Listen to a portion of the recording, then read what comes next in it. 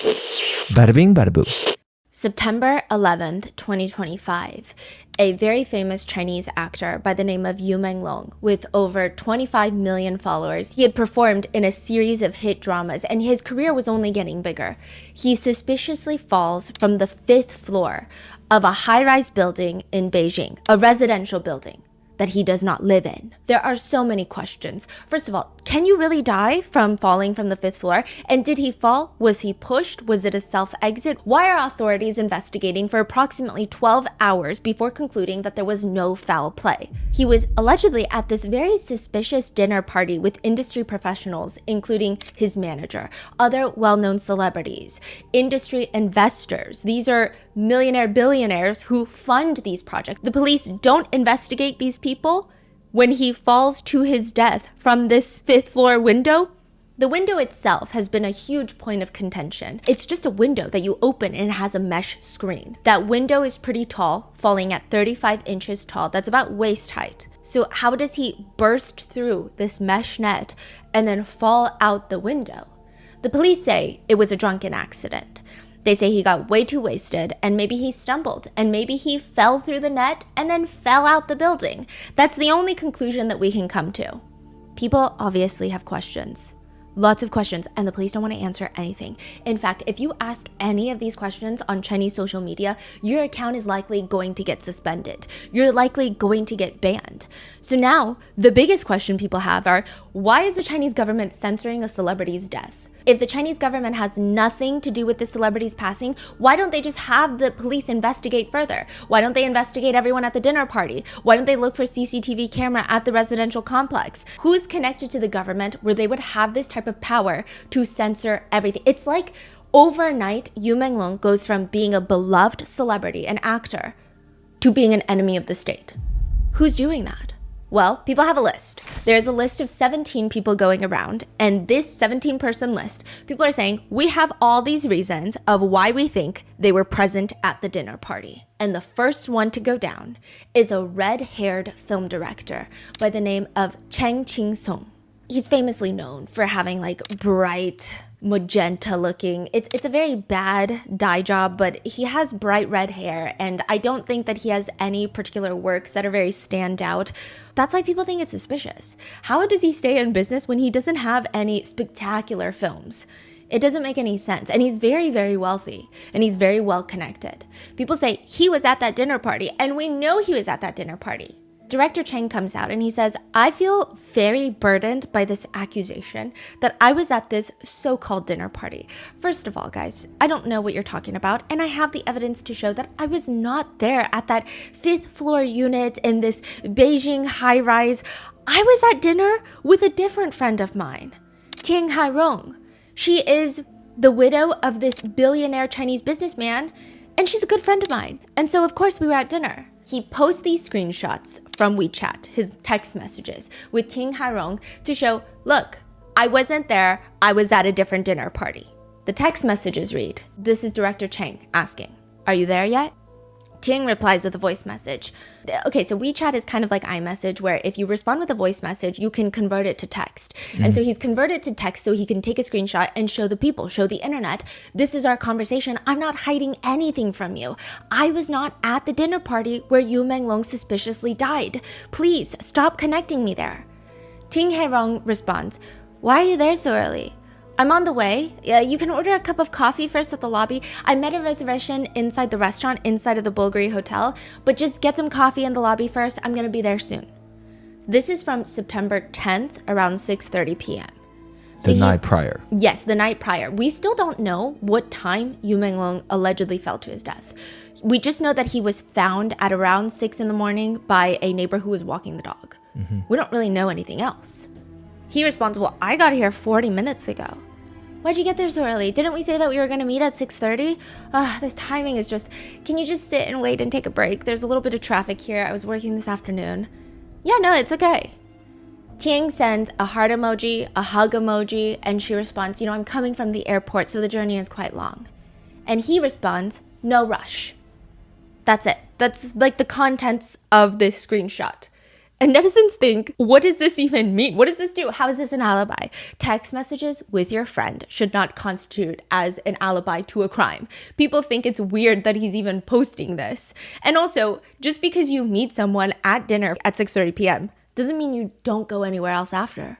It doesn't prove that you even went to dinner with her. Because of how suspicious the messages are and the fact that he's releasing this as an alibi, people start going over and asking Tian Hairong, the widower of the billionaire, hey, can you talk about this? Because what do you mean you were at the Bulgari hotel with him? Are you sure he's not lying? Are these real text messages? She comes out and she says, I never wanted to explain myself to the internet. I'm from an older generation. I don't really check the internet. I was told by family and friends that I'm getting roped up into this madness. I don't even know these people. I don't even know you, Menglong. Let me tell you what happened. September 10th, I had dinner with a good friend of mine, Director Chang. Well, I thought was a good friend of mine. Okay, I don't know why he's dragging me into this mess now by posting these screenshots. He could have just said that he had dinner with a friend, but instead, now my name is out there. My name is connected to this. I'm getting cyberbullied. Because people think she's also one of the 17 people now. Yes, because they're like, she's so rich. She's so well connected. She's always got her little fingers in the entertainment industry. She must have been at the dinner party too. Mm-hmm. Who's to say that they even went to the Bulgari hotel? Maybe they just went to the dinner party and they forged these messages. And she's saying, I don't know what any of you guys are talking about. This is impacting my family. This cyberbullying is impacting my reality now, my family. So I'm also going to post screenshots of the text messages that I had with Director Chang on September 10th. And I will point out something very strange. First of all, I think it's strange that he's pulling me into this madness. And second of all, I think it's very strange that he chose to delete this one text message that he sent me that night. Right before he told me, no rush, at the very end of the thread that he showed you guys on the internet, he had said, I'm dealing with something, no rush. So I'm dealing with something, no rush. He deleted, I'm dealing with something. I'm just saying, why lie to the internet? Why drag me into this? That's all I'm saying. I'm just going to post my text messages out there. So netizens are like, okay, we've got the exact same text thread minus or plus one message from two different people, from Director Chang and now his buddy Ting Hairong. So they're comparing these two sets of screenshots. Both of them are taken on an iPhone and both of them are very suspicious. This is like shooting your own foot. Now people have more ammo to study the different things, pieces of evidence out there. The first thing that they notice is that the audio messages, when they're both converted to text, they have 16 characters per line, including spaces and punctuation. Typically on WeChat, it's 15 characters per line. People start sending their friends audio messages, converting to text, taking screenshots, showing, hey, I have an iPhone, I probably have the exact same model, and it's 15 characters per line.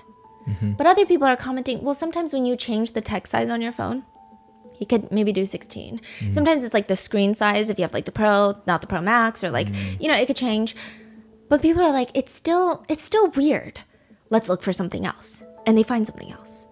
You know how WeChat or any other messaging app, it likes to refresh you on the time and date.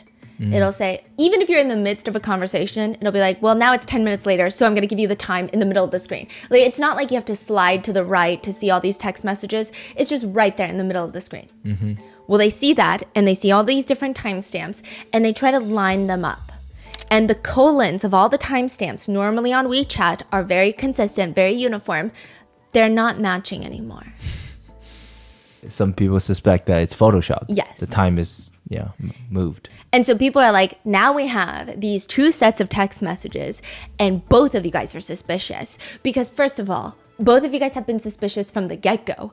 Director Chang, he does not have a spectacular background. He does not have a spectacular reputation in the industry. People call him a creep, like a Chester the Molester. As a film director, he does this thing where he just sexually harasses people. I will say that Director Chang is openly gay and nobody really cares about that at all. I mean, I'm sure like any other country, there's some homophobic people, but truly, nobody really cared. The only thing that people were upset about is that time and time again, there would be these rumors, there would be these conversations, scandals that come out of Director Chang sexually harassing male models, male influencers, and male budding actors who want to get into the industry.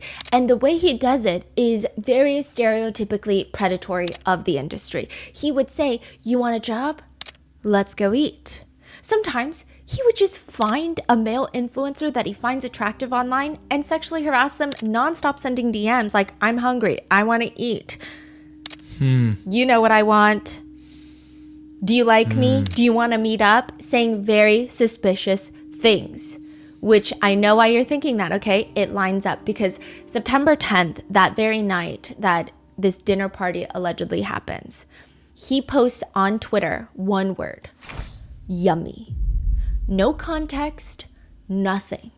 That's why he's getting roped into this. Well, that and a lot of other reasons, but that's one of the big reasons. He's always had this very strong standing reputation of harassing young men. There was at one point, he's 34 years old dating a 19-year-old, and still, that's already creepy. People kept saying that he's an old cow that likes to eat fresh grass. Because it's very unsettling. But even while he's dating that 19-year-old, he would go online and harass other 18, 19-year-old male models.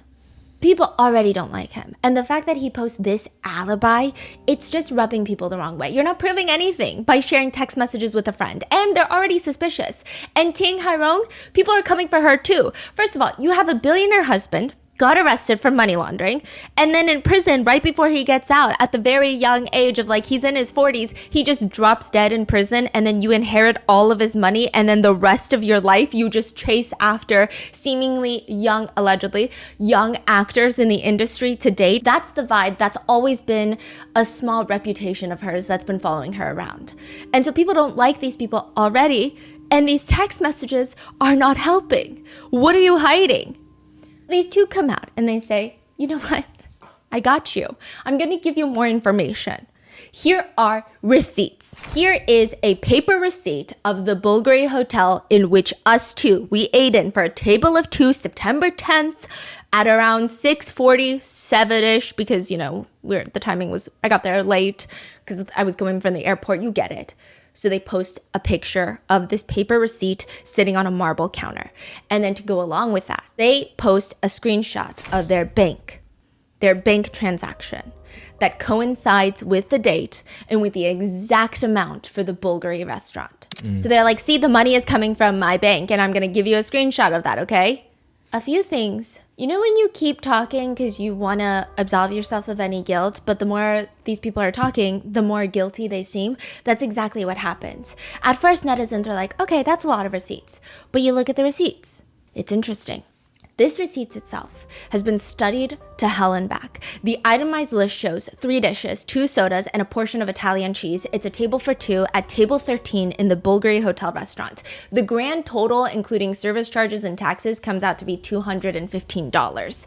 Obviously, there are comments on how ridiculous it is to spend $215 on 2 people. But another thing netizens notice is the picture of this receipt, they're posting this like early October.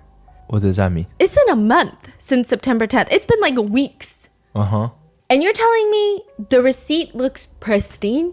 It doesn't look wrinkled. It looks like it was just printed yesterday. It looks fresh off the roll, fresh off the printer, which is very strange because these 2 people, they're very wealthy. They don't seem like the type to save their receipts for bookkeeping. They don't seem like the type that's like, oh, that was a business dinner, I gotta put it in my bookkeeping. They seem like the type that's like, if it's under $10,000, I don't even need a receipt. Yeah. But suddenly you have the most pristine collection of receipts that is not crumpled, that you don't just shove into your pocket or your purse. It doesn't make any sense. But the more damning piece of evidence is the receipt shows a time of 7:10 p.m. That's when the receipt is, okay, so it says time, 7:10 p.m. At the very least, some people are interpreting it differently. It doesn't make sense that they would be done eating at 7:10 p.m.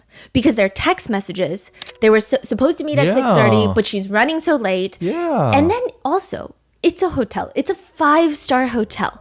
Any hotel, regardless of the stars, but like the more stars, the more wait time at restaurants typically. They sit down, you get wine, you get drinks. Like it takes, freaking way. You're sitting there for 40 minutes chit-chatting before your food comes out at the Bulgari Hotel.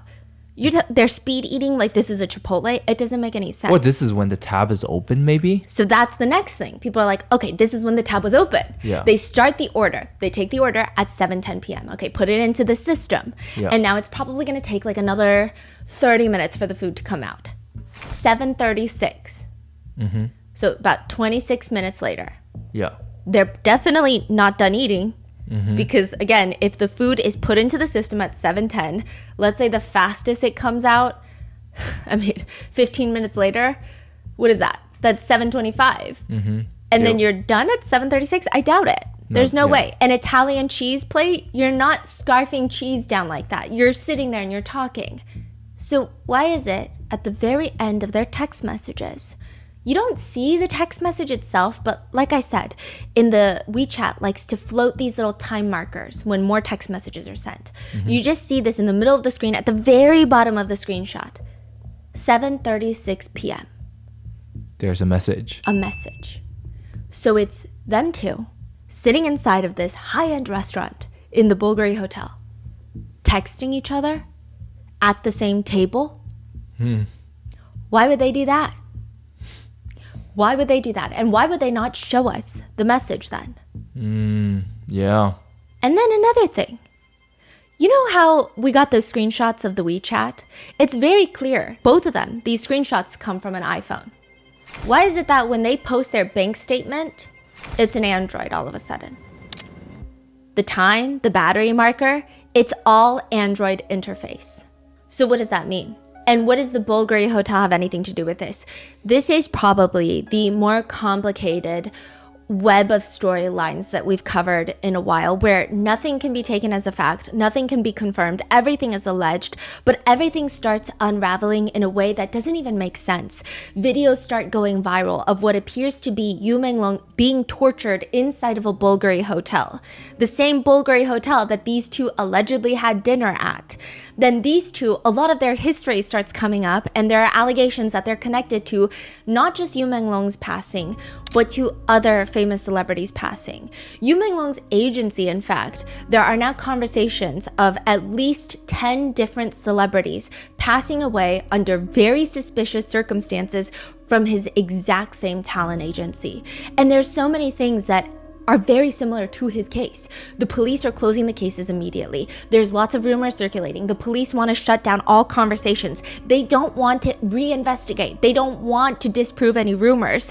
They just wait until all of it quiets down and everyone forgets about it. This is part 2 of the Menglong case.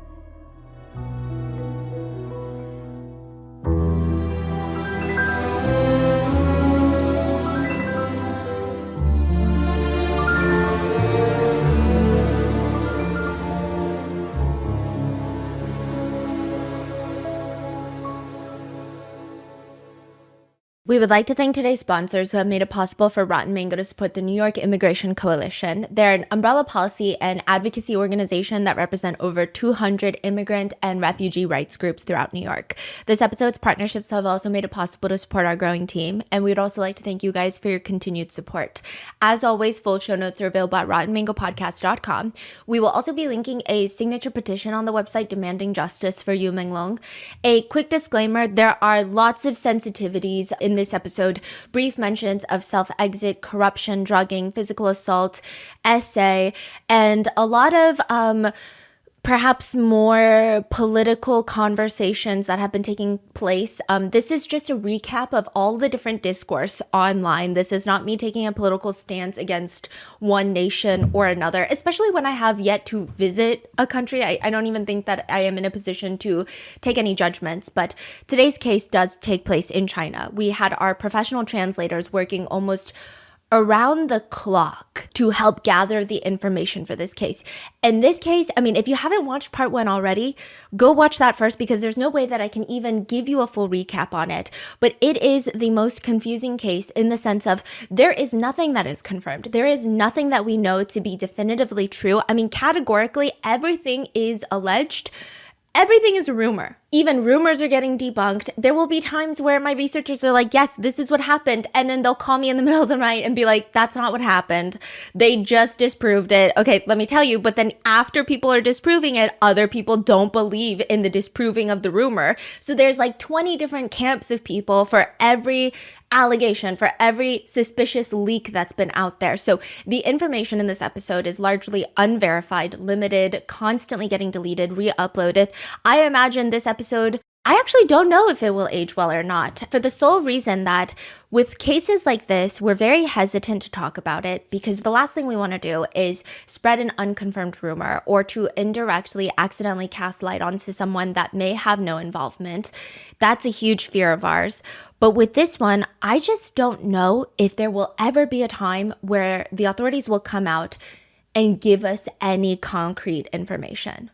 And I think that what has happened with other celebrities that were part of Menglong's agency, people have just stopped the conversation because it's been years. And so this is what we know, and this is what the online discourse is. But again, do your own research, come to your own opinion. The only things that I can tell you with full confidence in this episode is that Menglong, a famous, beloved Chinese actor, is dead. The facts around his death are suspicious, in my opinion. The government, the police are behaving even more suspiciously, and those are the only concrete facts that we really have.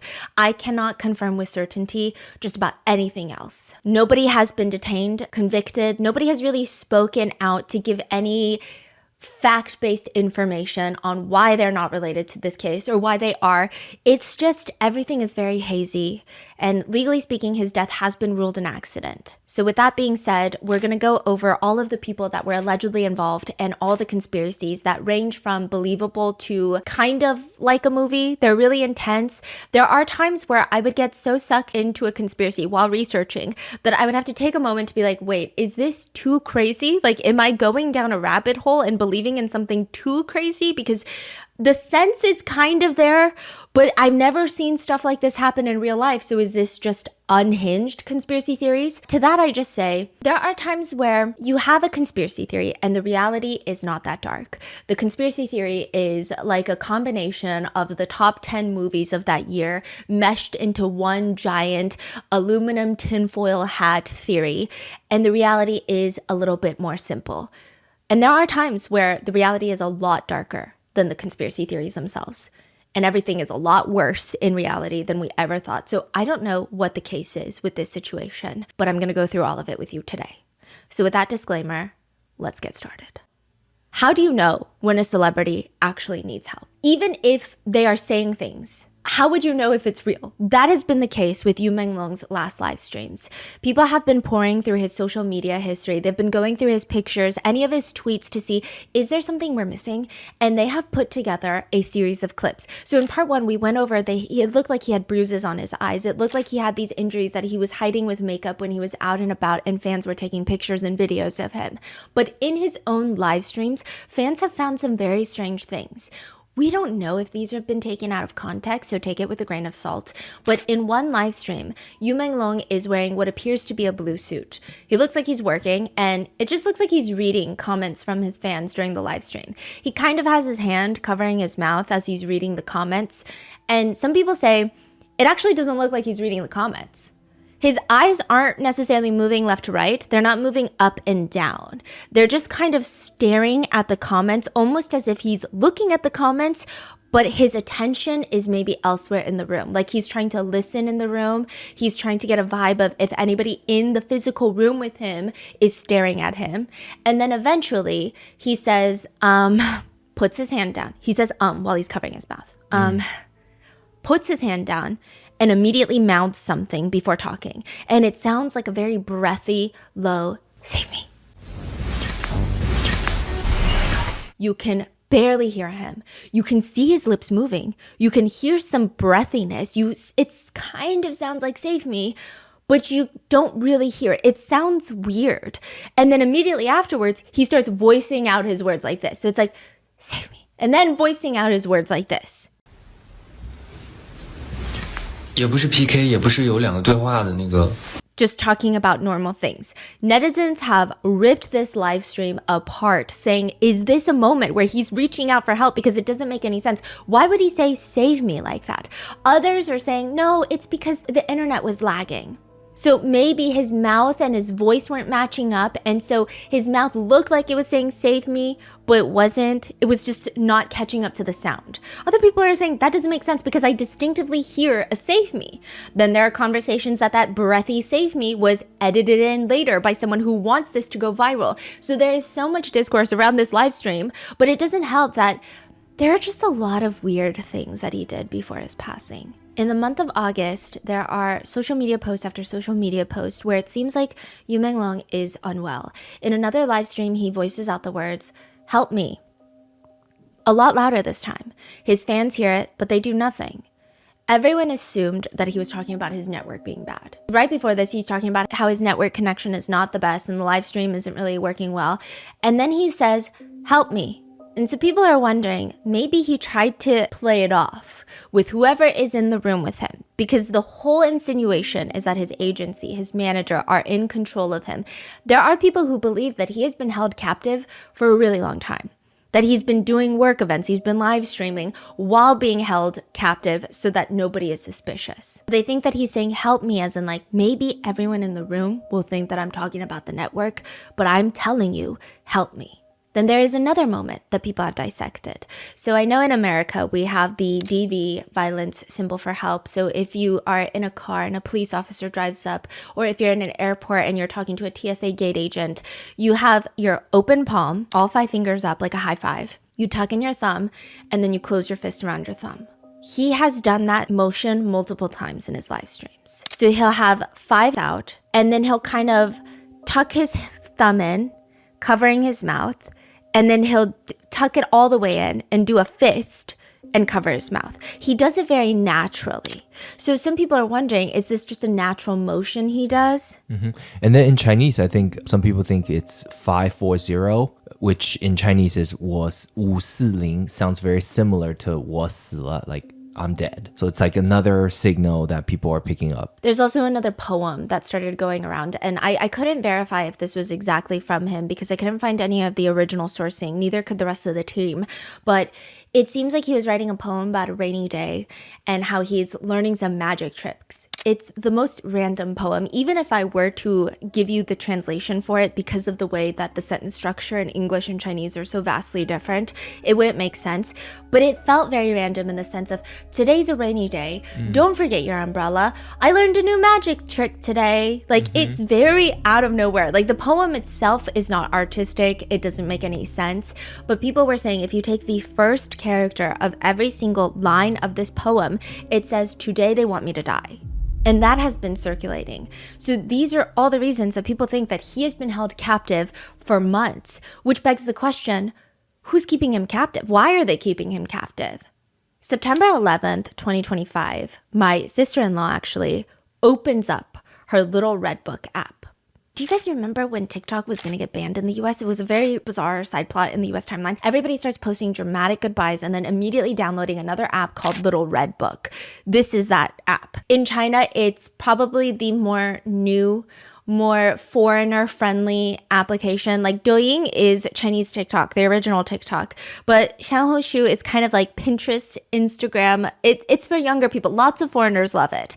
And she opens up the app, and the first message that she gets is like, "Hello, are you aware of the content guidelines on this application? You are not to repost like negative celebrity trivial matters. Like, please refer to the terms and conditions as a user. Click here to accept and close." It was the most bizarre, out of place notification that she got, to the point where she screenshotted it and sent it to her friends because she thought it was very strange. And it wasn't because of like she was posting anything and getting like a strike or another alert.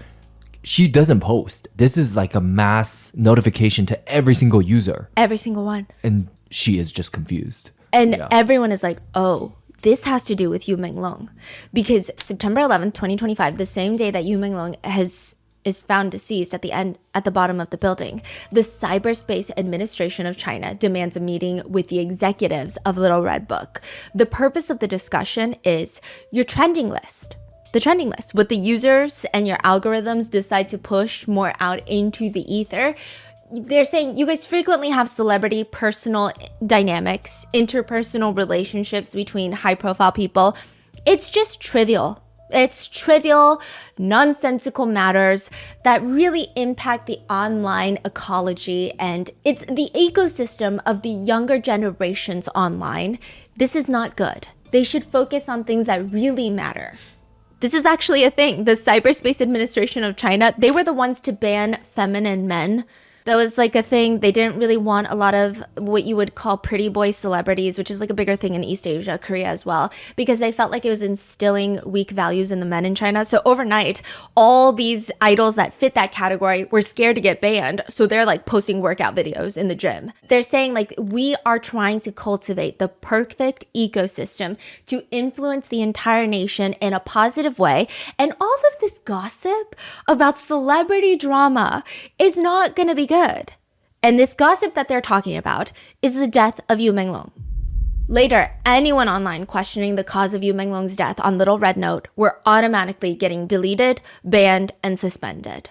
But people have gone to Threads, they've gone to Twitter, they've gone to all these different foreign social media platforms to come up with what they believe happened. And it actually starts way, way before September 10th or September 11th. They go all the way back into August. They start analyzing all of Yu Menglong's live streams like I was talking about, but they also start going through all of his public performances, his public appearances, and it's around the beginning of August that you start to see a massive decline in what appears to be his mental state and physical state. That is what people are saying online. I don't personally know any of these people, so what presents in a video could not be what's happening in reality, but it does look suspicious. So this is where the series of the bruising of the face is showing up, and then also he just looks incredibly skinny and frail. Prior to this, when he is at work events or even when he's traveling, he's never really the most outgoing, extroverted person, but he's very attentive to his fans. But during the month of August, any fan meetings he has where people are running into him and recording him, he seems really disassociating. He seems like he's trying to have a conversation, but he's not really there. That's how everyone is describing it. He's still posting on Weibo, but nothing in particular, perhaps just a series of travel photos, and most of it is not even of him. Most of it includes shots of plants and like serene backgrounds, but we don't even know if he's traveling. This could have all been taken in Beijing. So it seems like since August, he has been held captive until September. That is the theory that's been going around. His managers, his agency, all of these higher up people have been holding him hostage. They have someone watching his every move. They're watching him live stream. They're watching everything he posts. They have access to his phone, and they're trying to get something out of him. What are they trying to get out of him? Everyone points to 9 years ago. A famous singer that I know by the name of Kimi, but Qiao Renliang. Yes, so he passed away 9 years ago from the same agency. And people think that there is a connection because even when Kimi passed, there were lots of conversations around, it seems like there were conspiracies that he had pissed off higher ups, that he had rejected somebody that wanted to do something sexual with him, and they were trying to blackball him, and eventually it led to his passing. There were a lot of different theories running around, and the police, the authorities, they were very hush-hush about it. Everything pretty much gets closed down. It's very similar to what's happening with Yu Menglong. A lot of people believe that they have the same manager. So people start going online and they start typing into different search bars. Do they have the same manager? Do Kimi and Yu Menglong have the same manager? And these search bars would say, yes, they do. They have the exact same manager. Douyin AI. Yeah, it's like the AI generated search, which like I know how we feel about AI, but like, you know, it's the AI generated search. People are looking at it and they go, okay, so they have the same manager. I mean, there's no proof, right? There's no like, no one's going into the company records, but that's what Douyin is saying. The very next day, after all of this blows up, people are reposting it on Threads, on Twitter. You go back to Douyin and you ask, do they have the same manager? Suddenly it's no. The answer has been it. Yeah, Side by side. It's so weird. I would say like most of these search platforms, when they use the AI feature, it's not very accurate. Like accuracy is not the name of the game with these top searches. Like even like the Google AI overview, it's like most people say it's not accurate, right? But with this, to change it the next day is weird because they just leave up the inaccurate information. They don't go ahead and change it. So why would they change it? Who would call to have it changed? People start digging into the manager. And we mentioned in part 1 of this entire case, the manager does not seem to have an entertainment background. There are rumors that he is part of an organized crime syndicate. He's just hired muscles. People say that he is more of a, I would say hitman is maybe taking it too far, but like the cleanup of organized crime. You got a dirty job on your hands. This is the guy that you call. and they are very closely intertwined with a lot of powerful executives and investors. He was hired into the company as, yes, a manager, but really his formal occupation would just be to watch over these subjects, to make sure that they're not stepping out of line, to make sure that they're not saying anything, to make sure everything goes as normal. I will say this manager is also a very strange guy. If you dig into his old posts, there are, he likes to post, all of these people like to post weird things. They love trying to be edgy, artsy, but it's just uncomfortable. It's just very scary. He likes to post a series of photos where it shows a man saran wrapped to a table. It looks like an episode of like a serial killer show. So you got an actual person? Well, that's what it looks like in the first 3 photos. Okay. And it looks like a person saran wrapped to an operation table, like a steel table. And then someone is grabbing his head in one photo. So it looks like he's about to get a head massage. And then all of a sudden a knife appears and they cut this man's head into 6 different sections. It looks like a cake. It's like a "is it cake" video. And then those 4 pieces are like the pieces of his head are arranged on a plate. It's clearly not a real person. It's clearly either some sort of sculpture or AI generated art or drawing or something. But his whole caption with that is, something that is whole can be cut into pieces, but those pieces can never be whole again. And so people think, this manager is just weird. We don't really know anything about this man. We don't know how he got into the role of being Yu Menglong's manager. We don't know much about him. All we know is that he likes to post these types of things. So people believe that the person that lured Yu Menglong to the party, the dinner party that night, is the manager. They think that Yu Menglong is not one to go out with any of these people. He's not one to go on any of these drinking meetings with investors. He's someone that likes to very much follow the rules. He likes to stay home. He likes to cook with his 2 dogs. He has a corgi and a French bulldog. He's a very big homebody that just works hard. He's not someone that likes to really go out to dinner and get drunk with other celebrities. Not that anything's particularly wrong with that, but he would not have showed up to a dinner party unless his manager had invited him. So he gets lured to this apartment by his manager, and there's a bunch of investors, a bunch of big business partners that are there, and they all want to sleep with Yu Menglong. Over the past 10 years, at least 9 other artists have died under very strange circumstances from this same agency, and that's why they believe the manager is heavily involved. With the 9 others, sometimes the cause of death is listed as self-exit, sometimes it's an accident, but always netizens have questions about them. And I don't think it's a situation where netizens just cannot grasp the idea of one of their beloved celebrities having depression. There's no answers to any of these. It just doesn't make any sense. And the whole agency itself is very suspicious. They say the format of the agency, and we kind of touched upon it on episode 1, is that it's a government-run state agency. You can't sue them. This is like suing the government. And if you think suing the United States of America is hard, probably suing China is not even a viable option for anybody. It just doesn't make sense. So this government agency will go around and mass sign a bunch of talent. After the end of a talent reality show, they'll go and sign 20 new people. And then they'll pick 1 or 2. They're going to make them really famous. The other ones, they're just going to hold them hostage, freeze their careers, refrigerate their careers. That's Allegedly. how they refer to it. Allegedly, yes. Theories. And then they can't get out. Out of those maybe 18 celebrities left, maybe half of them come from really well-off families. Because it's hard to get into the celebrity world, into the entertainment business without some sort of funding and backing. So these celebrities' families will say, you know what, I just want out of this contract. So I'm going to pay whatever crazy fee you want me to pay, and I need to leave. I need to go sign with someone who's actually going to invest resources into my career. So they sign the contract and they leave. And then you have a handful of people left. These are people that come from backgrounds where they can't afford a breakup fee. Those termination fees are like millions of dollars. With Yu Menglong, it was 30 million. They can't afford that. Like, they would be in debt for the rest of their lives and the next life. It wouldn't make sense. So they can't do anything. They can't sue the agency for not giving them what they were promised. They can't get out of the agency and find work elsewhere. So they're just stuck. So what do they do when they're stuck?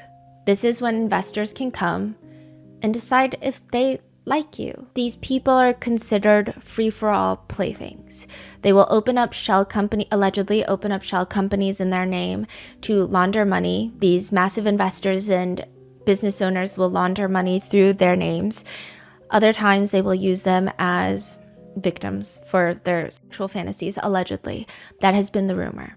But it is true that there were companies open in their name that's dealing firearms and military weaponry. Yeah, so that seems pretty much confirmed. Yu Menglong had multiple shell companies in his name, and all of them were pertaining to military contract sales.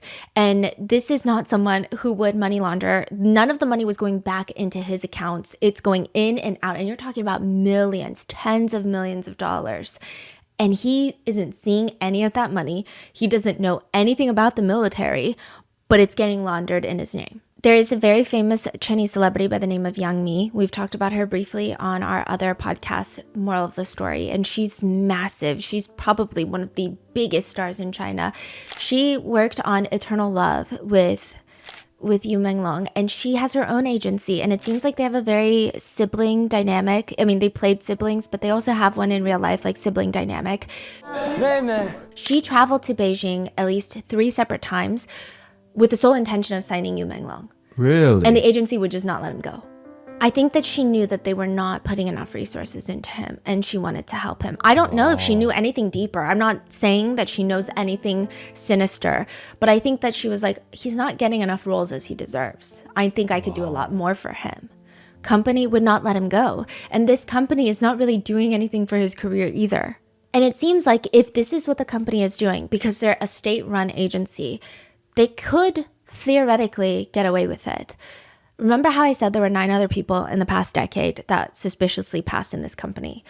Just to give you an idea, one of them is a female artist who ends up, this is what the police say happened. She took off all her clothes, got completely naked, and then jumped to her death. That this was a self-exit. A female celebrity who is pretty much probably always objectified online, being vulnerable in a very vulnerable situation psychologically, is then going to take off all her clothes and then plummet to her passing so that she can be photographed in the nude, so that people can objectify her more, so that people can sell these photos. Like, it just doesn't make any sense. But anytime people tried to ask those questions, they were getting deleted. Another signed talent is a newscaster. He died in an accident, and his mom later came out to say that the police told her that she needs to sign a document that her son did drugs, was high, and fell off the building, or she could not see her son, and her son could not be released back into her custody. People believe that with each passing and with each suspicious circumstance, that there are a handful of people that seem to consistently show up in those moments. The first one is a man by the name of Shin Qi. Shin Qi has been an enigma in the entertainment industry for a very long time because everyone is like, I don't know how this man came up. I don't know what kind of funding he has, but he's very well connected politically. November 2018, Shin Qi is 27 years old. He becomes the chairman of the China National Electric Investment Group's new energy company. The chairman. CEO? Yes. Chairman? 27 years old. This is a government-run entity, meaning how would a 27-year-old be appointed that position unless he has absolutely incredibly strong, powerful people in the ranks that are handing him these positions? AKA, he's a political nepo baby. If he were just really smart and capable, even if he were to follow the route of getting into government, nobody would promote a 27-year-old for being outstanding. Politics has hierarchies, legacies, seniority, favoritism. They're not just going to give him a position for being the most capable, which I don't think he is, regardless. Which means, who the hell is Shin Qi? He goes from being the chairman of this state-run investment group to suddenly being like a film producer. He just makes movies. He invests in movies. He's like a major name in the entertainment industry. How do you even break out like that? Again, you go from that investment group chairman to the entertainment industry and you're succeeding across all fronts. And when you look into his past, nobody can find his family history. He doesn't talk much about his childhood. Who is he? Who are his parents? Because you can only get these types of positions if your parents have high up government positions. One insider from the industry spoke out and anonymously told a reporter online, like, do whatever you want with this information, but he's connected to top party leaders. He's got strong ties with the leaders of CCTV, which is the state-run TV agency, the government-run TV network, news network. And weirdly, anytime you hop on a call with this guy, he uses a number that doesn't even route back to him. It's like, you see the caller ID, but it's not him. Like, you don't see Xinqi. It's weird. Like, it's just like this other guy's name. So it seems like a fake number, and they are able to pull up that number because I guess this insider has had conversations with him. This number is linked to at least 99 companies registered. When you register a business, you have to have a phone number that goes along with it. It's this number that's mainly used. And this number is also connected to Yu Menglong's shell companies. Really? So everyone's saying, okay, Xingqi seems to be, if this is true, if all of this information is not fake, not AI generated somehow, not edited with absolute perfection, and these are real tips given to real reporters, then yes, it seems like there is a connection between these shell companies, Xinqi, whoever that man is, and Yu Menglong. But that's not the only connection. Xinqi has been Yu Menglong's top fan for years. Top fan in China is a little bit different from maybe America. Top fan does not typically mean you love the celebrity the most. You're the number one fan. It typically means you are the fan with the most power. You can buy billboards. You've got money. You've got connections. You are a highly influential fan. You can make things happen for your favorite celebrity because you yourself have power. That's what they call a top fan. Xinqi has been Yu Menglong's top fan for years. He actually runs Yu Menglong's fan club. It's crazy. Wow. And he is reported to be gay, and he seems to have some sort of crush or some sort of infatuation with Yu Menglong, has been the conspiracy online. And again, I don't think that I need to be the one to give you a disclaimer, but sexual orientation has no correlation with someone's ability to commit a crime or to be a vile person. I mean, I think if you look at most episodes on this channel, straight people commit so many heinous crimes. Like, if you're trying to use this as a way to be homophobic, you should try a different video. Nothing on our channel, but people think that he had this infatuation with Yu Menglong and has been trying to get Yu Menglong to consent and to do sexual things for him, sexual favors. And the best way to do that is to stunt his career growth. So after all of the big hit dramas that he was in, around 2020 to 2023, Yu Menglong is off the radar. He goes into the village to teach children. He's basically starving. He comes back and he jokes that he has no money for food. Now we know it probably wasn't a joke, but for those 3 years, it is believed that Xinqi and at least another very wealthy, influential person wanted to get Yu Menglong and he was refusing. So they completely halted his career. I think it sounds like a very big conspiracy, but the thing to remember is for these people, if this were to be true, it's not much. It's just vengeful. It's like, okay, fine, you don't want to sleep with me? Then you're not going to get a job. Yeah, I mean, and also you look at his career. How could you going from doing such big drama with Yang Mi? With Yang Mi, yeah, like these are crazy breakout roles, and then boom, Gone. Off TV for 3 years. And something happened. Yeah. And it's not like he was trying and nothing was happening. Yeah. It's like, oh, that was a flop. It wasn't, he was just gone. Yeah. He was gone. And so people think Xinqi is one of those people that wanted to get something from him and it wasn't working. And another thing to add to this is there have been reports that from beginning of August, some people even say in the month of July, there were lots of leaked blind items from the paparazzi saying that, hey, there's a very big actor that was in Eternal Love. Now, to be fair, Eternal Love has a lot of big names, but he was in Eternal Love and we got news of a major scandal from him. Yeah, I think they say like a celebrity from the show with 25 million followers, which, I mean, come on. Yeah. How many, exactly 25 million? Who are we talking about? Yeah. And people were saying that these executives, these higher ups, are leaking this information to the paparazzi as another way to threaten Yu Menglong and say, see, we not only have power over your career, we can also ruin your whole career. Like, we can just take you off the screens, yes, but we can make you a very bad person online as well. And so this is just adding more and more pressure. So people believe that Xinqi was one of the ones that really wanted to sleep with Yu Menglong, and they believe that he was there at that dinner party that night.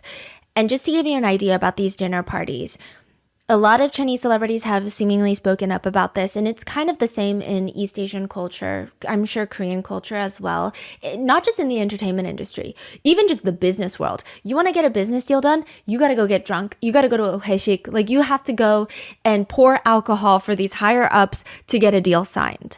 There's this very viral clip of Tao from EXO. He is now in China. He also recently got married, I believe. He was talking about, this was from years ago. He was screaming, like getting very riled up in a live stream. And he said, I have my own agency. And if you tell me my employees, my talent, have to go do a business deal and they have to drink something, then get the fuck out. I don't need your money. We don't need you. We don't need your stupid deals. Like, no, I'm not letting them put their health in jeopardy. 给我公司所有员工，我立了一个规矩，你出去谈任何业务，谈任何项目，只要让你喝酒，不滚都滚。我绝不让我员工去卖身体，去喝酒，去谈任何的业务。这辈子我不可能做这种事儿。我公司可以不做，我不让我员工做这种事情，就这么简单。And I think he was saying health as in like, because you have to get like blackout drunk and Yes. that level of alcohol is not good. But people have been recirculating this clip by saying maybe health could mean other things. We don't think that's what he meant, but they're saying like, we just don't know how dark it gets when people get that drunk. We don't know how many people could get taken advantage of. So it does seem like this is a very normal thing that happens, at least these drinking parties. The reason that Xinqi is important to this, though, is a lot of people believe the money laundering is all connected to him.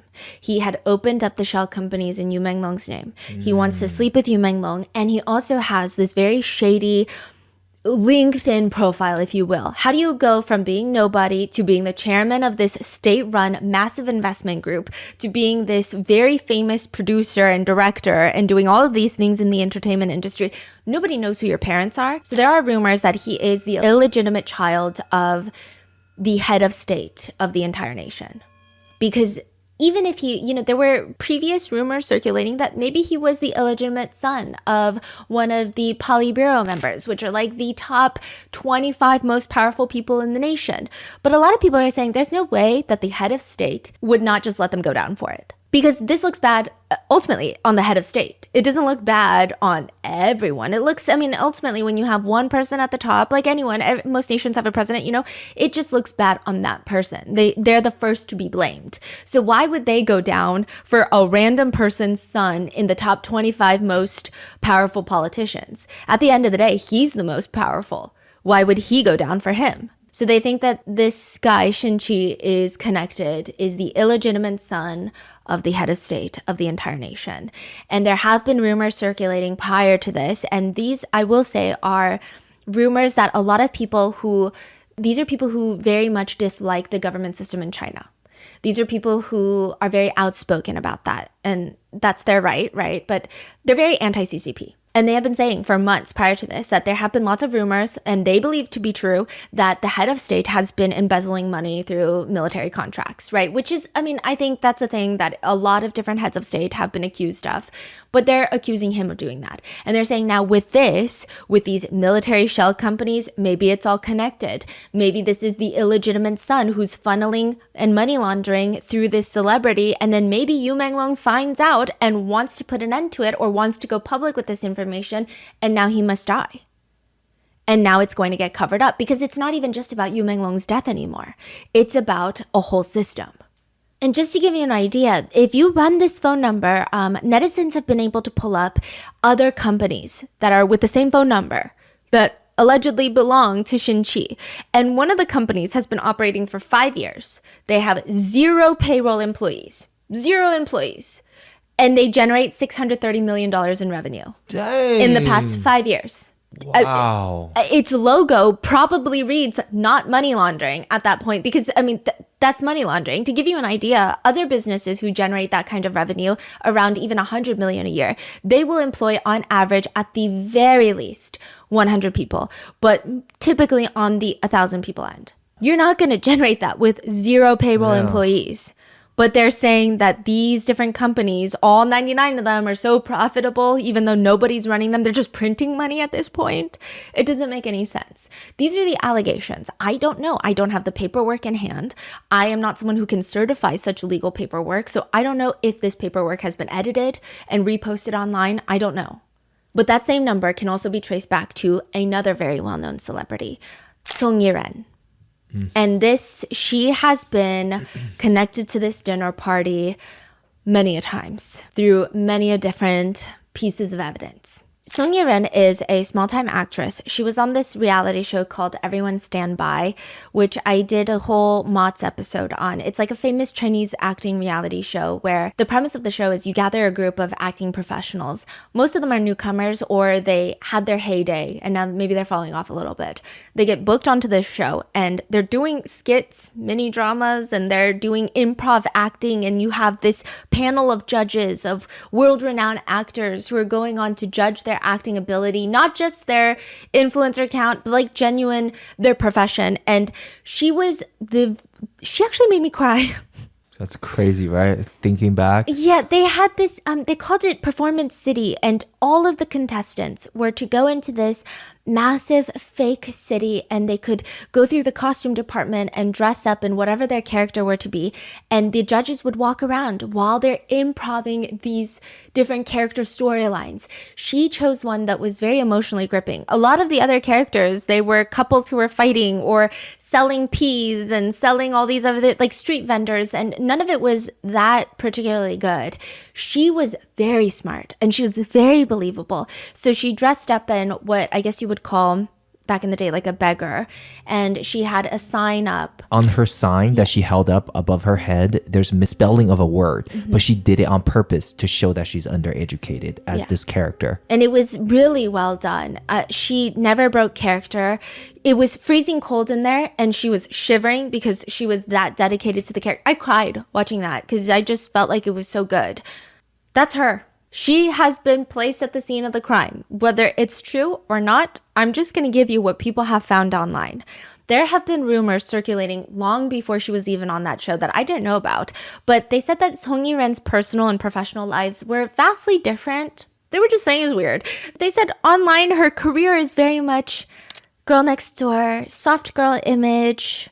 Oh, I've never seen anything inappropriate. Like that was always strongly associated with her. But sometimes other co-stars and other friends would talk about her and they would let it slip that her nickname for a really long time was Xiao Taimei. Xiao Taimei. Mm-hmm. What does that mean specifically? It's like the bad kids in school. She's like the head of it. The bully in K-drama. Yes. Like that's the vibe. Okay, yes. Yeah, our researchers were having a hard time trying to describe it too. One of them said it's like the direct translation would be like little bad girl. Mm-hmm. Others were saying, no, it's like head bully. Head bully, yes. Like head bully girl is the vibe. Like it's just not it's actually very mean. It's not a nice, you don't get pride from being called that. Mm-hmm. But Song Ye-ren actually went on a live stream once and said, yeah, like that's what I used to be called, but that's when I was young. I've grown up. I don't do that anymore. I was out there drinking, clubbing, partying every day. I dyed my hair blonde, but I don't do that anymore because that's what I did when I was young, which has been a huge debate online with some people saying, actually, I went to school with her because she went to school abroad in Canada and she smoking, drinking, and dyeing her hair was the least crazy thing she did. She actually went around bragging to all of the people at our school that she slept with 50 different guys. She was 17 at the time. It's just what an internet user has alleged. But there has always been this very subtle clashing of people saying she's so different off camera, nothing fits her online persona. Even former alleged classmates came out and said, look, I'm not going to badmouth her. I'm not going to say anything bad, but all I will say is don't believe in celebrity personas because they're all fake. One of Song Ye-ren's biggest scandals was last year in 2024, and paparazzi caught her going to a bathhouse with 3 guys, like a sauna. Okay, bathhouse seems like a sauna. And I think the biggest part that people thought was so scandalous was she was touching the abs of the first guy. So she'd be like talking, they're out on the street, and then she'd kind of place her hand on his chest. And then she would hold the wrist of another guy walking. And then later that night, there was another third guy, and she was spotted touching his arm. They dramatically described this as feeling him up, feeling him down, just groping, caressing. I mean, nevertheless, it was a pretty interesting, unique, scandalous situation for a female celebrity in China to be caught photographed in, especially someone who presents herself as this very innocent, soft girl next door. So a new theory has come about recently that Song Ye-ren is a madam. She befriended Yu Menglong in an effort to finally seal the deal and get Shin Qi, the powerful executive, what he wants, which is Yu Menglong. She's going to lure her friend. So people are saying that she is the madam. She is an actress. So she rubs shoulders with all these actors and actresses. She befriends them. She has this very disarming personality. And then she's like, you know what? Come out. Come hang out with me. Come to my place. And at her place, they'll be introduced to an executive who has always had their eyes on them. And she knows this because she is the middleman. And she's like, oh my gosh, you guys should meet. This is an investor, blah, blah, blah. Why don't you come to this dinner party? They're pouring drinks. There are further conspiracies and allegations that perhaps the drinks are drugged. Perhaps it's full on SA. Other times people are saying she's just the middleman connecting these two parties. And hopefully it's consensual most of the time. But clearly, if that were the case with Menglong, that's not what's happening. But they think that she is a madam. They think that that must be the way she makes money. Because here's an interesting discovery that it's been made. Song Yiren, she lives in the same apartment complex as where Menglong passes away. But she doesn't just live in the same apartment complex. She lives in the same building from which he allegedly falls to his death. And there's more about that. She claims that she moved out 9 months ago. She said, yeah, I did live there, but I moved out 9 months ago. So yeah, I did live in that building. I mean, there's pictures of her posing in that building. There's selfies she's taken. There's like this one picture where she's holding a giant acorn and it's like building 18. And again, it could be photoshopped, but she has said, I moved out 9 months ago. So we don't know if maybe the building number was photoshopped and maybe it was a different building, but it doesn't seem like, it seems like it was that building. There are other allegations that she never moved out, and there are other photos circulating of an apartment unit where in East Asia, there's a lot of times where you just hang dry your clothes. So you get one of those like drying tables and it's up against the window of one of the apartment units. And there's this blue dress shirt and white pants that are hang drying in front of the window. Someone had snapped a photo of it for whatever reason. And they believe that those clothes belong to Menglong, because he was photographed wearing similar clothes. And they think that for the past month before his death, he was being bounced around, somewhat being held captive, not necessarily chained up, not necessarily like, I'm going to tie you up so you can't leave, but being watched and held captive under likely verbal threats. Like, if you try to leave, I'm going to ruin your career. So it's not like the door is padlocked, but perhaps he can't. And they think that Song Yiren was one of the people holding him captive. I do think that this conspiracy theory does get crazier and crazier, but one thing to note is a lot of people were confused. She's on an acting competition show. She's not a major celebrity. She's a small-time actress. How can she afford to live in an apartment building like this to even begin with? So people think, well, that's because she makes her money not from being an actress, but from being a madam, right? That's what people think, but they still are wondering, okay, let's say she's a madam. She gets money from these executives. She tries to force all these other celebrities into sleeping with executives. That still doesn't explain why she wouldn't be the fall guy. Because people are like, let's be real. If there's executives involved and she is just a madam, she'd be the fall guy. There would be some sort of narrative of she got jealous, she pushed him, or she was the only one at that dinner party left, everybody already left, and then they got drunk, maybe they were doing drugs. Like, she would be the fall guy. Because there's so much suspicion. Why not have a fall guy? So there comes the suspicion that her parents are very well connected. She moved to Canada when she was young. Her dad was a professor and in the medical field. I believe he's a doctor, and then at one point he was teaching, but her mom was in marketing, which is very vague. But in Canada, she went on to have this huge company where the distribution to that company, and it's very vague what the company even does, but they had tens of millions of dollars in sales within like the first few years of opening up. And people say, you don't do that just by being talented. You do that by being very well connected, by being politically connected. She has had multiple talks and conversations with business leaders and government officials who run business sectors for like international trade and foreign trade and international businesses. There are rumors that she's also very close with the First Lady of China. I don't know. I've never seen a picture of them Song together. Yiren is? Song Yiren's mother is very close. This literally could just be someone tweeting random whatever they can think of and hallucinate in their brain from across the sea. I don't know. Or it could be true, or there could be 10% truth. I don't know. But I think people are saying there's no way that she wouldn't be a fall guy unless her parents are also well connected. I know she currently is so majorly hated across the board all over China. And it's not just because she lives or maybe previously lived in the same apartment. There's a lot of other things. The things tying her to that night is her phone strap. She's initially placed on this list of 17 people because she posted a ton of pictures outside the building, living in that same building where Yu Menglong passes away. But also there are these selfies where she's pretending to be on the phone. I don't know if she's promoting the phone, her phone strap, her face, I don't know, but it's like pretending to be on a phone. And she's posing with her phone. And her phone has the world's largest blue ribbon phone strap. I don't even know if it could be called a phone strap. It's like a giant dangling blue ribbon. It's like putting a Labubu on your phone. It's that big. It's just huge. It's a charm, right? Yeah, it's a massive charm. And that's what it looks like. Now, eventually, a series of peephole videos start making the rounds. And I call them peephole videos because it appears that someone is inside their apartment unit filming through their peephole. When people are walking in the hallway, you just see shadows, you just see figures. It looks like a horror movie. You don't really see the people, even though they're on the other side of the door. Peephole videos go viral, and it sounds like a man crying. And you see these figures ushering this man down the hallway. And then behind them is a woman on her phone, and it looks like she's filming them because her phone is propped up all the way up, and there's just no reason for her to be holding her phone like that unless she's trying to get a signal. So it looks like she's filming them, and the phone shadow on this wall has this giant lanyard attached to it, and people think that looks like the phone strap that Song Yi-ren was showing off. Otherwise, what the hell is that shadow? Now, I will say a lot of people have more or less debunked these peephole videos. They were posted by a Thai woman September 16th of 2025. So technically the timeline makes sense in that it was posted after Yu Menglong's death, because there are a lot of other leaked videos that people found the original videos to have been posted before his passing. So it wouldn't make sense because, I mean, time just doesn't work like that. But timeline wise, it makes sense. However, a lot of people are saying you can clearly see that this was not in China. You can clearly see that this is not in Beijing. Other people are saying this Thai woman, like, she has nothing to do with this case. If you look at her other previous videos, it has nothing to do with her. But even that has been debunked. So people are arguing, well, actually, we don't know that. We don't know any of that. The person who posted it hasn't come forward to say that. If you want to muddy the waters of a conspiracy, what would you do? Pump out other stuff.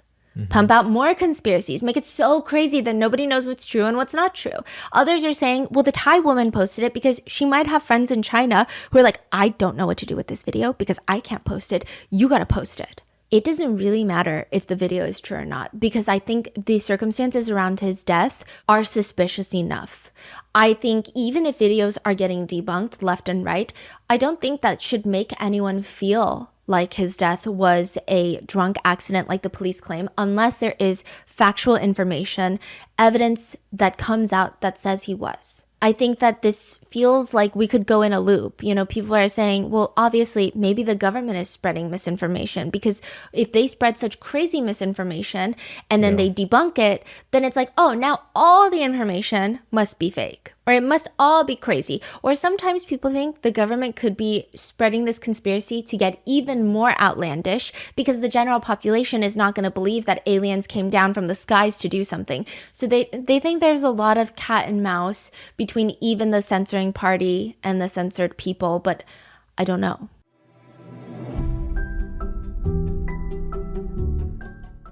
Starring Academy Award winner Patricia Arquette and Jason Clarke, Murdaugh, Death in the Family is the new Hulu original series that explores the unraveling of a Southern dynasty through a deadly boat crash, double homicide, and a massive embezzlement scheme. Inspired by shocking actual events, the dramatized series draws from reporting by Mandy Matney, creator of the popular podcast that followed one of the most twisted crime sagas in recent history. This gripping series brings the drama to life like never before. It's a story of secrets, deception, and murder. Watch the Hulu original series Murdaugh, Death in the Family, streaming on Hulu and Hulu on Disney Plus for bundle subscribers. Terms apply.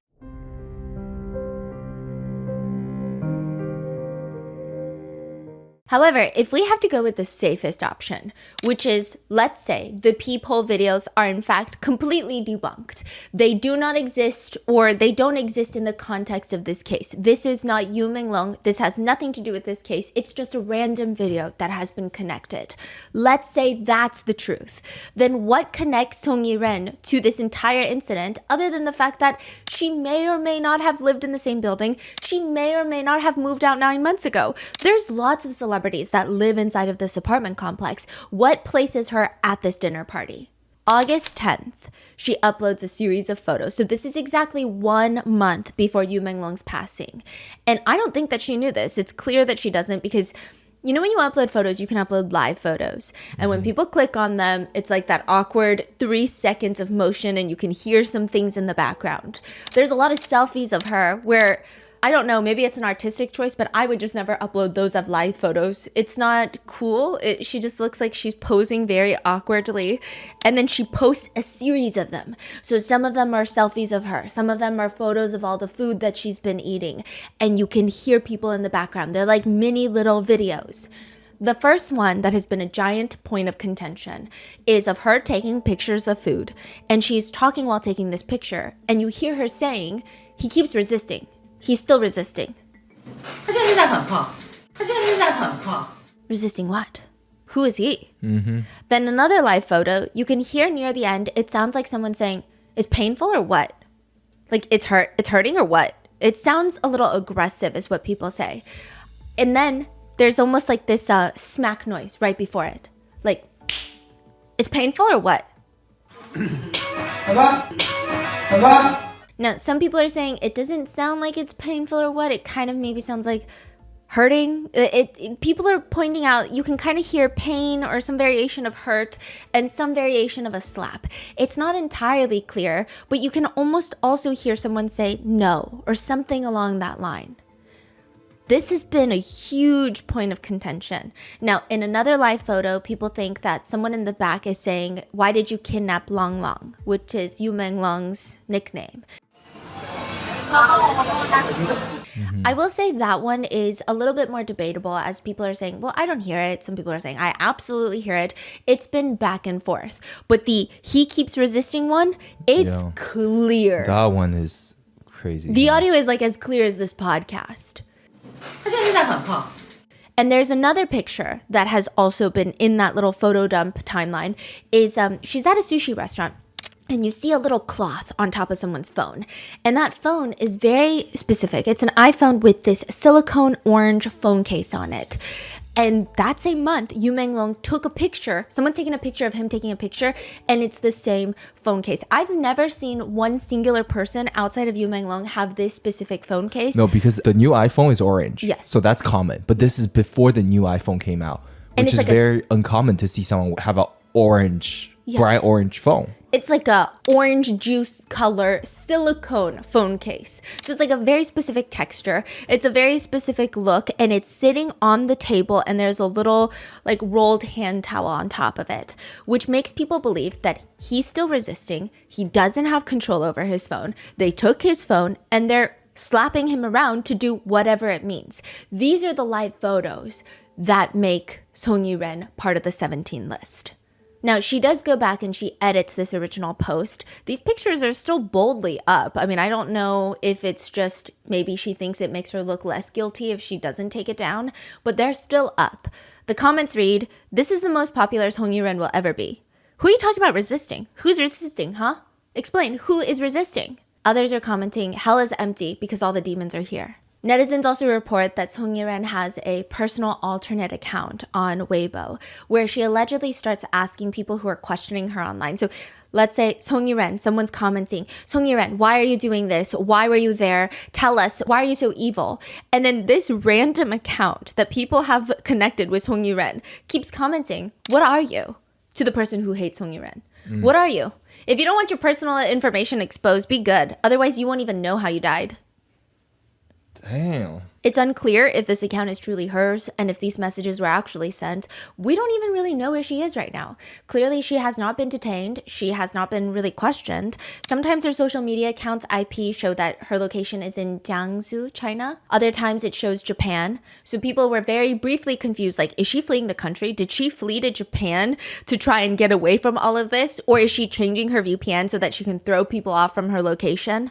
Song Yi-ren has come out to state that she has nothing to do with any of this. In her statement, she says, "Recently, I've been bombarded with online rumors, accusing me of introducing these big bosses to entertainers and luring people to drink and conspiring, fleeing abroad to Japan, even calling me a murderer. These rumors and obscenities are suffocating me, significantly impacting my work, my daily life. I'm experiencing unbearable online violence. In reality, I wasn't there. I wasn't at the dinner. Like everyone else, I only learned of Yu Menglong's passing that morning. To offer condolences to the deceased and to clarify matters, I hereby issue the following warning regarding these online rumors. The background noise in the live photos are not related to the incident. One photo in question, it was me and 3 of my friends having dinner at a public restaurant. During the meal, one of my friends was complaining about her husband. So she's saying, he's still resisting. Oh, the friend is saying her husband is still resisting? Yeah, which is kind of crazy. What? Yeah. I thought the best case scenario for her defense, the best case would be like, oh, I was talking to this guy and he doesn't like me, but I'm still going to pursue him. He's still resisting. It's still alarming to say in that phrase. But I can't think of, or like maybe a deal. You're like trying to get a deal done and you're like, oh, he's still resisting the It's still weird.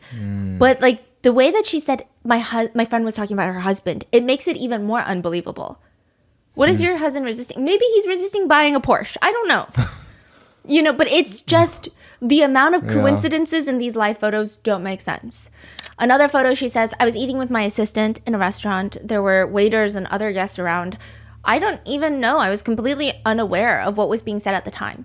So she's saying the smacking sounds and the what, is it painful or what? She's saying, I don't know. Those are just like waiters and other people at the restaurant when I was recording this. I was taking this photo. I have nothing to do with it. She said, I used to live on a high floor in that building. I didn't live in that unit where people are pointing out the pictures of the clothing that they saw that matches Yu Menglong. She says, I lived on a high floor. So this is like her way of disproving it. Oh. She's like, I lived on a high floor. That's where I took photos of my daily life. But I moved out 9 months ago. I haven't lived there in a very long time. There are some low light photos circulating on the internet. Those are not of me. This seems like she's referring to the peephole videos. I am a Chinese citizen. I have been in Beijing since the incident, and I have not fled abroad. I don't know any so-called political tycoons. At work, I have always relied on myself, and I have not done anything weird. After being cyberbullied, I've never deleted or edited any content or photos I posted on social media. I want to thank the social media platforms for their legal and regulatory cleanup of rumors after the incident. Because of my contract with the former agency expired in June this year, I was unable to speak from the company or studio. In response to this urgent emergency, I believe that if I come out to clarify, it might have been easier to focus on me. So she's saying the reason that I didn't come out forward sooner to talk about all of this and to try to disprove all these rumors is because I thought that if I came out during the wake of this tragedy, all the attention would be on me. And it would fall into larger scale online bullying and questioning. So I decided to wait until the dust settles before responding. Spreading rumors and online violence will only cause more innocent people to be implicated and hurt. After going through so much, I really hope that the person who spread rumors can apologize. I've reported the case to the Public Security Department and have entrusted a lawyer to take legal measures.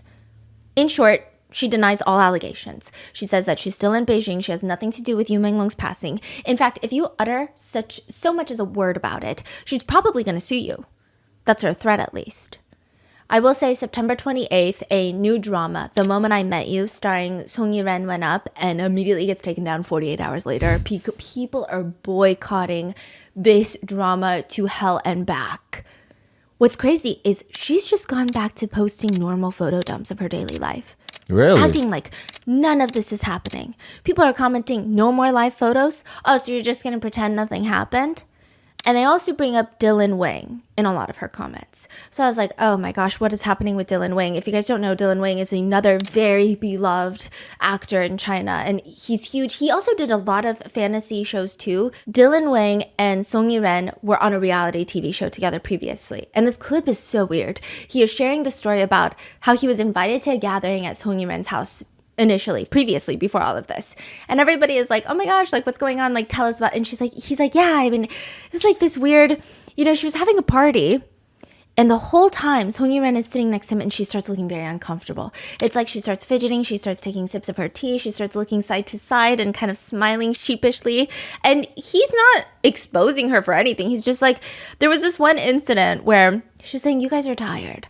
Everyone come over, and I prepared these foot baths for everyone. Okay, just to clarify, Dylan Wang and Song Yiren is on a reality show. Yes. They're sitting there sharing a story with a group of other celebrities.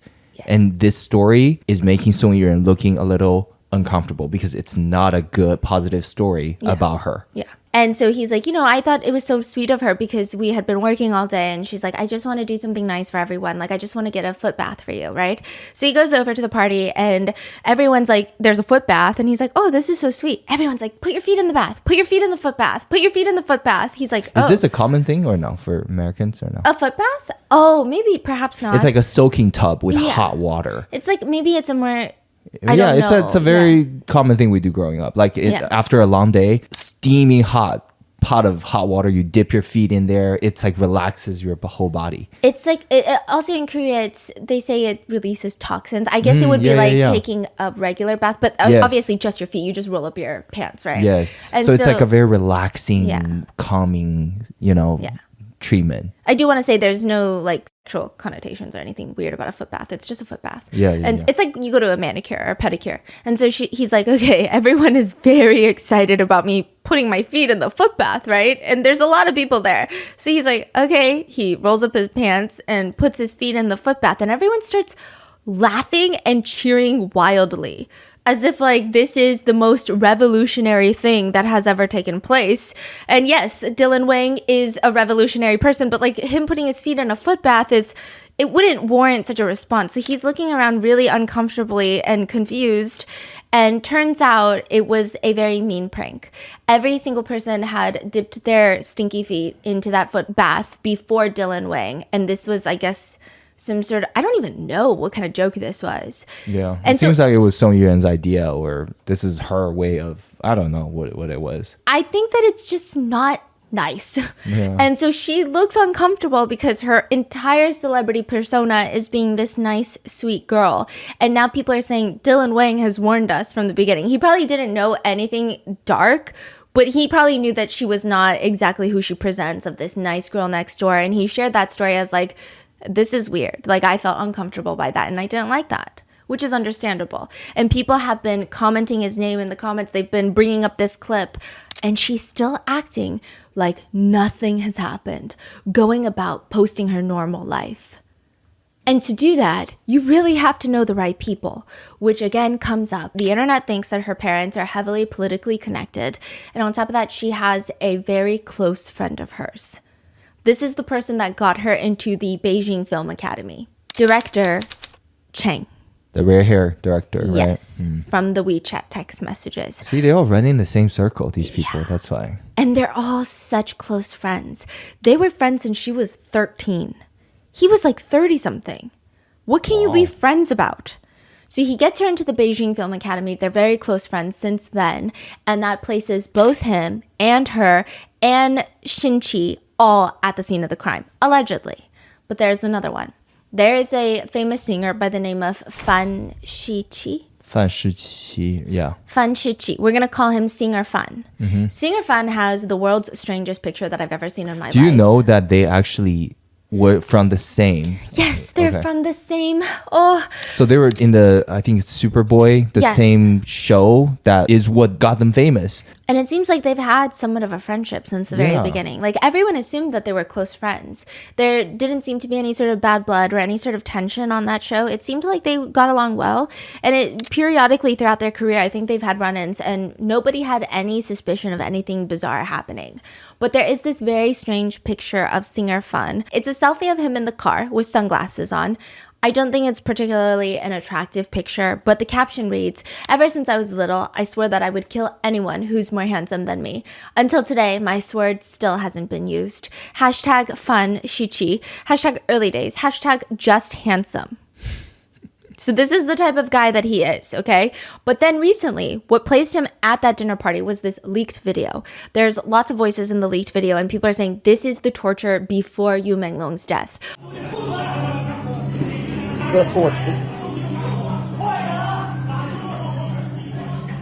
A lot of people are saying there's just no way that Yu Menglong died from falling off the 5th floor. That's been a huge conspiracy, is that people have this theory that he was tortured to either A, get information out of him, such as a USB. Remember, I went over that theory. People think that Yu Menglong finally found money laundering evidence between Xinqi and everybody else, and he downloaded it into a USB and said, I want out of this. I don't want any of this. I don't want to go to drinking parties with anyone. I just want to have a normal career.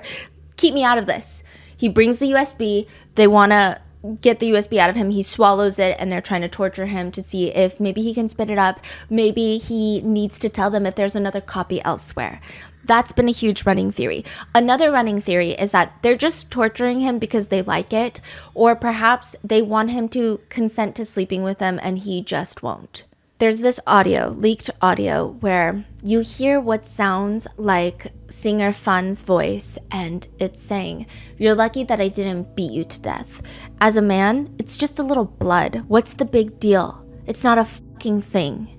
A lot of people say it sounds just like singer Fan, and it is a very venomous way of talking. I don't know if this is AI generated. I don't know. I mean, with cases these days, specifically cases where authorities will not come out and confirm or deny anything, it's getting so crazy with AI.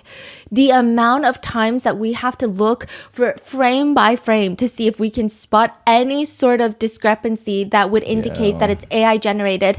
But even then, it's not like I specialize in discovering that. Like, I barely know anything.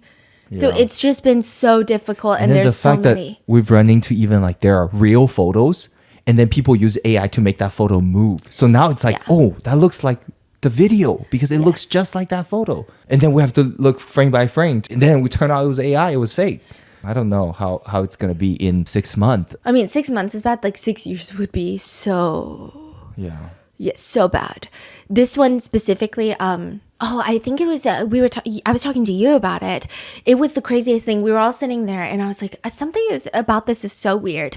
This is the video that gets singer Fan roped into all of this. He's saying all of this, and Yu Menglong, you hear dog howling, and then Yu Menglong's voice comes out, and it's the weirdest, calmest voice, and he says, "Oh, Fuli is here to save me." Fuli is his dog.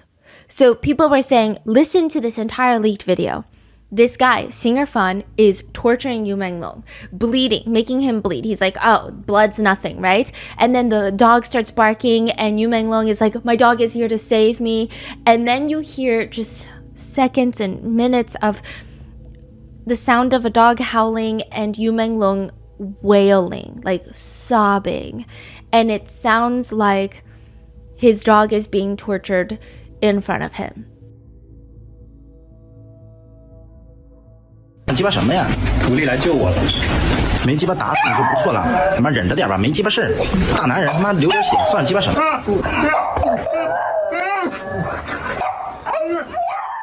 But then it gets confusing, because that whole part where he says Fuli is here to save me, his dog's name Fuli, 徒弟来救我了， that's from his live stream.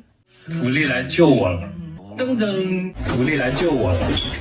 So we don't know how much of this video is accurate. Singer Fan saying that, it sounds like him, could be AI, but it sounds like him, but it could be AI, we don't know.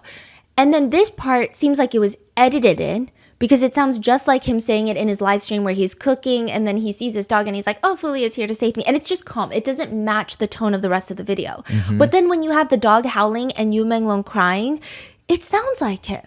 Yeah. It sounds like him crying. So it's like, what is it possible that 80% of this video is true and the 20% is edited? Is it possible that 90% is true? Is it possible that only 50% is true? And if any part of it is true, that's already very alarming. And then there has been this conspiracy that's been running around, which I've been talking to you about like people saying, oh, well, it's been debunked. Well, has it really been debunked? Who said it's debunked? Another big problem with this case is there are speculations that the people in power, perhaps even the government, they take a very real audio clip and they intentionally fake it. Because they're like, this audio clip is probably going to get out there somehow. Someone's leaking information, so it's going to get out. So why don't we put it out first, but we insert some fake audio, throw it out there. Some internet sleuth is going to say, wait, this is fake. And now this whole audio that would have been leaked as real is now fake. Yeah. because we edited in this random little word in there. Yeah. That you can hear from his other live stream. Yeah, that's a very easy way for them to invalidate anything that's even real, right? And it's a very smart way of doing it. Yeah. Because now it makes everybody question. And I see people fighting in the comments. So it's been a whole thing of like, how much of it can we trust even if it is debunked? And like, what part of it is debunked? It doesn't mean the whole video is debunked. We don't know. But it does connect to another leaked video. So in the video, people believe that singer Fan was torturing Yu Menglong and later tortured the dog in front of Yu Menglong, ultimately killing the dog in front of Yu Menglong.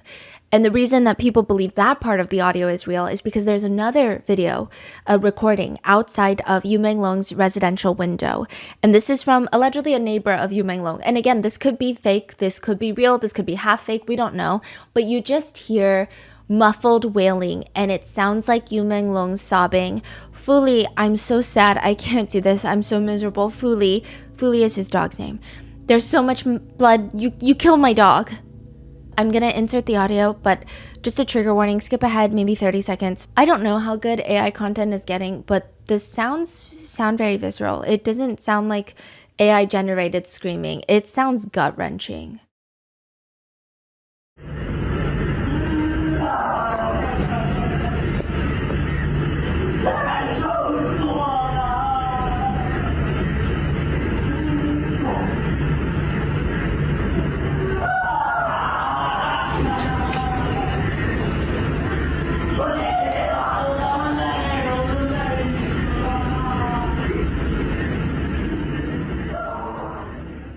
But this makes people believe that singer Fan is there and that they killed Yu Menglong's dog to get him to comply. People are now asking singer Fan in his comments, "What is 12 years of friendship to you? Your shameless betrayal and lies have been exposed." But what's crazier is that 4 days after Yu Menglong's passing, singer Fan posts on Weibo, "I'm very happy. Are you guys happy? If you're happy, are you ready to meet me in Chengdu?" Which was for his next concert that sold exactly 15 tickets. The comments all read, "His friend is dead. What is this motherfucker happy about?" Ultimately, only 15 tickets were sold for that concert. They had to cancel the entire thing. His studio tried to make it seem like he had to cancel it because he's sick, but all the netizen comments read, "Oh, you're not feeling well? I hope you don't make it. Hope the disease defeats you ASAP. You must not get through this. Fighting." People think it's weird that he has not made any sort of big statement disproving any of this. And the one thing that people think could debunk that singer Fan is there, the dogs. If this audio is not real, then the dogs are fine. Where are Yu Menglong's beloved dogs? Like, he loves these dogs. An employee of the agency that Yu Menglong was signed with, the one that everybody hates right now, she's like, "I work at the agency, but I've been a good friend of Yu Menglong's forever." She says, "In fact, there was a time where I was really sad and I had some bad thoughts and he was the one that stopped me. He was the one texting me. And so I don't believe that he would ever self-exit. So it must have been a drunken accident." Basically, that's her whole stance on all of this. This was like the message that we're seeing when this first happened. She's the first one to come out and say, "This could not be self-exit because Yu Menglong saved me when I had the thought." But she's so convinced that it is a drunk accident, which people are saying that doesn't make sense because if you work at the agency and you are a so-called close friend of Yu Menglong's, you would know that he would not drink that much right before a CCTV giant performance that he has the next day on a government-run television program. So you would know that. People don't like her because the dots are not connecting. But some people are open to it. They say, "Well, if you're such a close friend, can you tell us that Yu Menglong's dogs are fine? Because then maybe we don't need to cancel singer Fan and maybe we are cyberbullying him. Maybe he's innocent. Just let us know where the dogs are. Are they okay?" And she comes out to say, "The dogs are fine, okay? They're being taken care of by a close friend of Yu Menglong." What's very interesting right off the bat is that her posts are not being censored. Anyone asking about the dog, their posts are getting buried. It's getting deleted. Wow. It's getting wishy-washy on different platforms. Sometimes it goes down quicker than others. But she's doing full-on posts about Yu Menglong's dogs and being like, "Don't worry, guys. Yu Menglong is gone, but his dogs are here and they're fine and they're with his friend." The posts are up.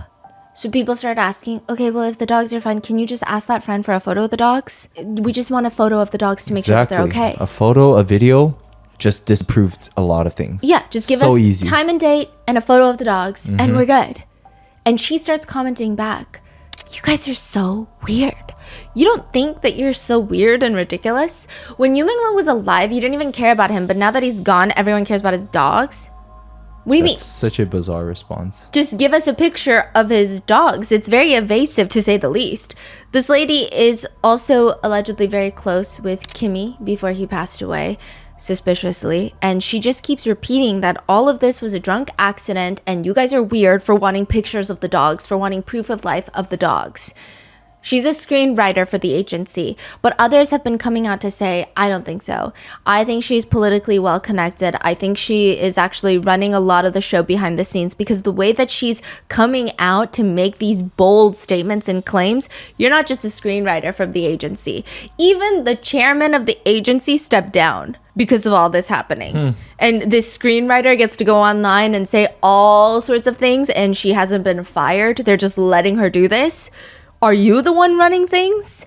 And to that, I mean, you could just play it off as a very goofy rumor. Like, if you are genuinely just like an employee at a company and people accuse you of being Jeff Bezos, it's just like this is so goofy. This is ridiculous. Like, I'm not even going to pay attention to it because of how unrooted in reality it is.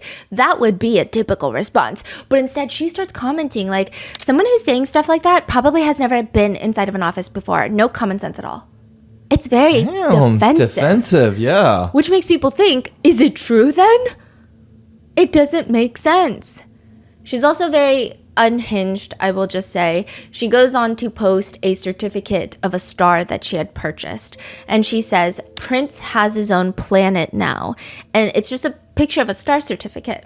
Yeah, like, you know how you can purchase like a star, in the space. And it's for Yu Menglong.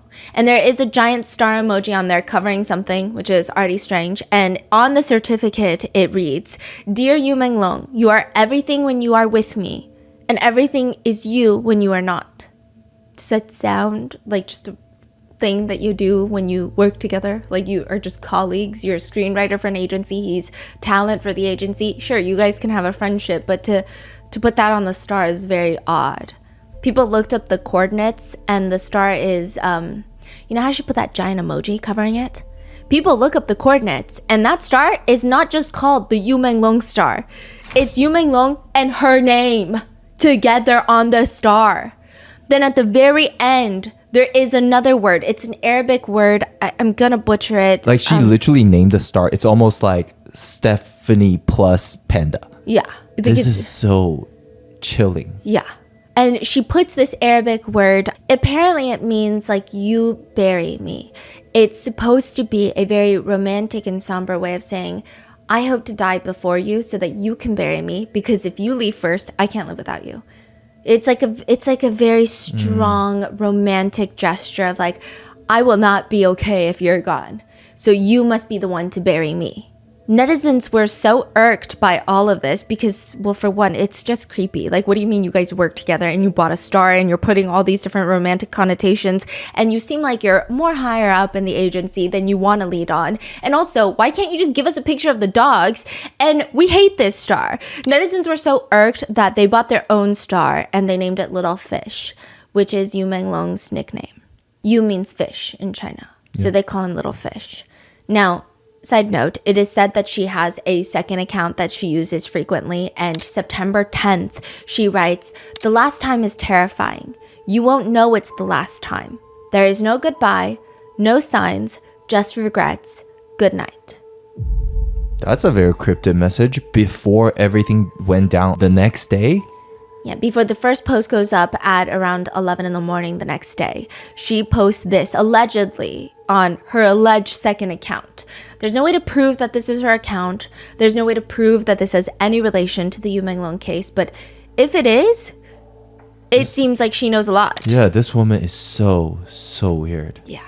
Just like the dog thing, to me, is the biggest red flag. She inserted herself into this whole dog thing. She's like, no, the dogs are not dead. And then as soon as people are asking for a photo, she got so mad. And she's yet to send a photo, which is such an easy thing to do. She could easily just take a video of herself going to see the dog. Yeah. Or you just even ask the friend for a photo. Yeah. It doesn't add up. This places her also on that list. People don't know if she was there that night. People don't know if perhaps she just knows a lot, coordinated a lot. A lot of netizens are on the belief that she knew more than she's leading on, that she knew more than September 11th. Morning came around, paparazzi released the information. They think that either she was called that night or she was there that night. Then we have the red-haired director. We're coming back to him. So the reason that he's placed at the scene is because he's always harassing young men. It seems like he was very into Menglong. And another thing is, there is a picture of him at a fashion show the next day after Menglong's passing, and these are paparazzi photos, and there appears to be what looks like blood on his shoes. Like if you were to step in blood and it would dry on your shoes. It's not like splattered where he would even notice. It's not so obvious where it's like, oh, no, that seems like a design choice, or that seems like this. It just seems like on the very edge, near the sole of his shoe, coming up the ridges a little bit of his sneakers, it looks like he stepped in something dark and red. It is weird. I mean, I don't remember last time I got red on my shoes. It's a very specific color. Yeah, that is weird. Yeah. It's not like brown and dirt. It's Yeah. red. And he's best friends with Song Yu-ren, who has also been placed at the scene. So everyone, and remember September 10th, that night, he posts delicious, like yummy on Weibo. So again, that puts him at that scene. And then there's a new photo that starts circulating. In neighborhood forums and later on social media platforms, one of the biggest questions was, who the hell are these two guys holding hands at the scene of the crime? Which, by the way, it's not really a scene of the crime because the investigation has closed it as a drunk accident, but most people think it's the scene of the crime. They're like, who are these two dudes? Can you explain the photo again? Yes. Like the situation, what are we talking about? Of course. So this is, a lot of neighbors had gone to that building to try and see what's going on, investigate, and all the police are trying to tape it off. They're not even letting security in. It's very controlled. But outside the building, you see building 18, and at the very bottom, right before the door opens, before you get into the building, there's a bunch of police officers scattered about, and you see this man in white, and he has his back turned toward the camera, so you can't really see his face, and he's sitting on what looks like the ledge. It's a little sidewalk ledge. And then a man in black is standing next to him, and you only see his side profile. And he's like holding his hand. They look like they're caressing, comforting each other. But it's not this deep sense of profound comfort of, we are in immense grief, let's cry together. It's almost like those jokes of the young couple at Disneyland lines. Like you always see that weird high school couple that's like all up on each other, and you're like, whoa, this is Disneyland. What's going on? Like, please, let's be appropriate. Like it feels like that. It's like they're just like holding each other's hands. It's not that inappropriate, but it's like, it's weird. It's like a calmer, comforting. The feeling I got was like, I thought maybe one of them is the one that put their shirt on Yu Menglong. Like they're the friends of Yu Menglong, and they're just looking at the situation, comforting each other by holding their hands. Like, what the fuck? But it doesn't feel like a deep, profound. Yeah. Like I'm in grief because Exactly. no one's slumped over. No, I feel like if you're really that sad of a friend passing and seeing that friend pass, Yeah. I feel like you'd be slumped over and someone would be like patting your back. Yeah. I don't think it'd be like, here's my hand, hold my hand while you're standing next to me. Yeah. So people thought it was really weird, but they're like, who the hell are these two guys holding hands? Because they must have been at the dinner party. The guy in white, obviously, you can't see him because his back is turned to the camera. But the man in black, you can see his side profile. And people are saying it looks just like director Chang. Now, a little bit of context. The man in black has black hair. Director Chang has bright, flaming red hair. And he comes out to say, you guys, I have had this flaming red hair for years. I've never had black hair. I didn't have black hair September 10th, September 11th, and I don't have black hair now. People are saying, okay, well, we didn't see you September 10th and September 11th, so we don't know if maybe you just dyed your hair back. But I will say the day after, when he did go to the fashion show, he did have red hair. So he's saying, that's not me. But people still believe he was there that night because of the delicious comment that he made on Weibo, that random post. He's friends with Hong Yi-ren. He's known to be very creepy, and a lot of people believe that he was trying to sleep with Yu Menglong. And allegedly, I don't know if it's true or not, I read that when Kimi passed away, he also posted delicious on Weibo. Not only that, he was obsessed with Kimi as well. People are Really? saying that his obsession moved on from Kimi after his passing to Yu Menglong. He was obsessed with Kimi, still posts about Kimi on his anniversary of his passing, posts all sorts of nonsense. And this has actually been a huge point of contention. After Yu Menglong's passing, he posts about Kimi. And people are like, why is he posting about Kimi? Because it's making him look more suspicious. So not only do we think that you are connected to Yu Menglong's passing, we also think you're reminding us that we think that you're connected to Kimi's passing. Yeah. Why would you do that? Yeah, because the whole world thinks you did this to Yu Menglong. And you brought up another singer that passed under very Suspicious Yeah. circumstances. that's a really weird action when people are thinking, People are thinking that's his way of telling people, the very powerful people, you know you need to protect me. Because he's getting a lot of the heat. Him and Song Yuren and the singer Fan are getting a lot of heat right now. Because there's just a lot more to dig through. A lot of the other people, yes, they're powerful, they're well connected allegedly, but oh my God, there's that not makes a lot so of much sense. There's now. not a lot of conversation about them because you don't really know Yes. that much about them. You don't have them doing interviews. You don't have them doing outrageous things on camera. You don't have my social God. media posts. So the to message study. is not for the public, it's for those people Yeah. who's involved, allegedly. Wow. It's the allegation is like, hey, you remember what I know? Let's not forget what I know. What exactly is he posting? Do He's you posting know? about, like, I've talked to Kimi's parents posted this video because he should have turned 37 this year, but he's gone. And I'm just posting he will forever be youthful, which again, people think is weird because he does have an obsession with young boys, men, right? It was just like very vague and weird stuff to the point where people are like, okay, we think he's posting this to remind these powerful people since he is one of the few getting dragged through the mud. Don't forget that I know a lot of stuff too. But if he's not the guy in the black shirt, because people are saying, we think that he was there, but we don't think he's the guy in the black shirt. I mean, like the side profile is alarmingly similar, but you're right. He does have black hair and director Chang always has red hair. Who are these two guys holding hands at the scene of the crime? That's where Ji Guangguang comes in.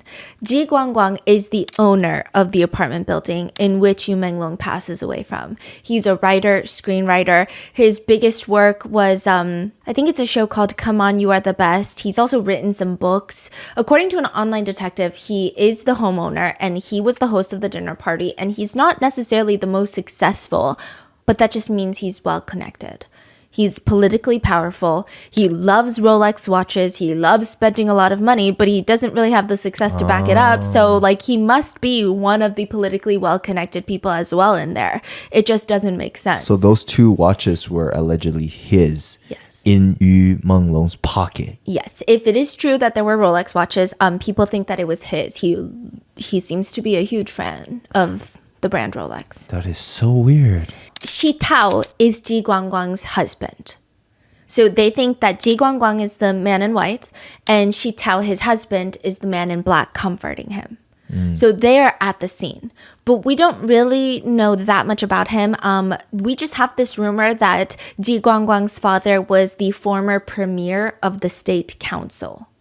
So it seems like there has already been allegations at the forefront since a long time ago that he is very politically well connected. But being politically well connected is not necessarily a bad thing until now. So they get placed at that dinner party. And Ji Guangguang doesn't really make any statements that are convincing. He just goes off to immediately turn off his comment section. And people think that is very suspicious. There's also another photo of him where it's a very blurry photo of him inside of his apartment unit. And it looks just like what the apartment units look like in this building. It looks like the window that Yu Menglong fell out of in the back of this photo. So we've got Ji Guangguang, we've got his husband, and that husband is definitely not Director Chang. But Director Chang is placed at the scene of the crime. And then he goes on to keep fighting it. He's like, I'm not going to shut up about this. I'm going to post these WeChat photos. I'm going to show you guys my messages. And that is how Tian Harong gets placed at the scene of the dinner party. The billionaire widow Yeah. that allegedly also wanted Yu Yu Menglong. Menglong. Tian Hairong, her husband was at one point one of the richest men in China. He went to prison for money laundering. He died suspiciously in prison, and she inherited billions of dollars. She has been friends with the red-haired director for at least the past 20 years. And people are saying she is the money behind all of this. I mean, yes, all of these people are politically well connected. What does that mean? They have boatloads of money. They've got a lot of it, but they're using their political connections to get away from this scot-free. They're going to have the authorities not investigate. They're going to shut it down online. It's going to be censored. But what about her? If you've got no political connections, so people are saying everyone can be the fall guy. You can be the fall guy. If people are thinking that Yu Menglong was murdered, let's give them a murderer. That's the easiest way out of this. Why does it have to be this hard? Why do we have to have all these rumors and these conspiracy theories? They want a murderer? Give them a murderer. That's usually what bad people do. So why is there no murderer being placed at the scene of the crime? Why is there no fall guy? And so you've got people thinking, okay, well, maybe Song Yiren was just a madam that was working in the business, but people are like, there's no way, because then she would have been the easiest fall guy. Shin Qi, he might be related to the head of the administration, so there's no way he's going to be the fall guy. Director with the red hair, he's telling them straight up, allegedly online, I've got so much information, you don't want me to be the fall guy. Same with the manager, Yu Menglong's manager. Maybe they know too much information. Then you've got Ji Guangguang and his husband. Perhaps they're so politically well connected that they're not going to go down for it. And now you just have Tian Hairong. She's a billionaire, but it's a little bit different in China where billionaires have so much power. They do, but they don't have as much power as they would in America. They are still subject to the head of the administration. At the end of the day, they are not the top dog. And so why can't she go down? They could just say, hey, she's a creepy widow and she was obsessed with this guy. He didn't want her because she's older and like maybe he doesn't like her. Whatever. She got enraged. She kicked him off the building. She pushed him off the building. She hired one of these random people off the street to push him off the building. They could have made her the fall guy. Allegedly, she is the pockets in all of this.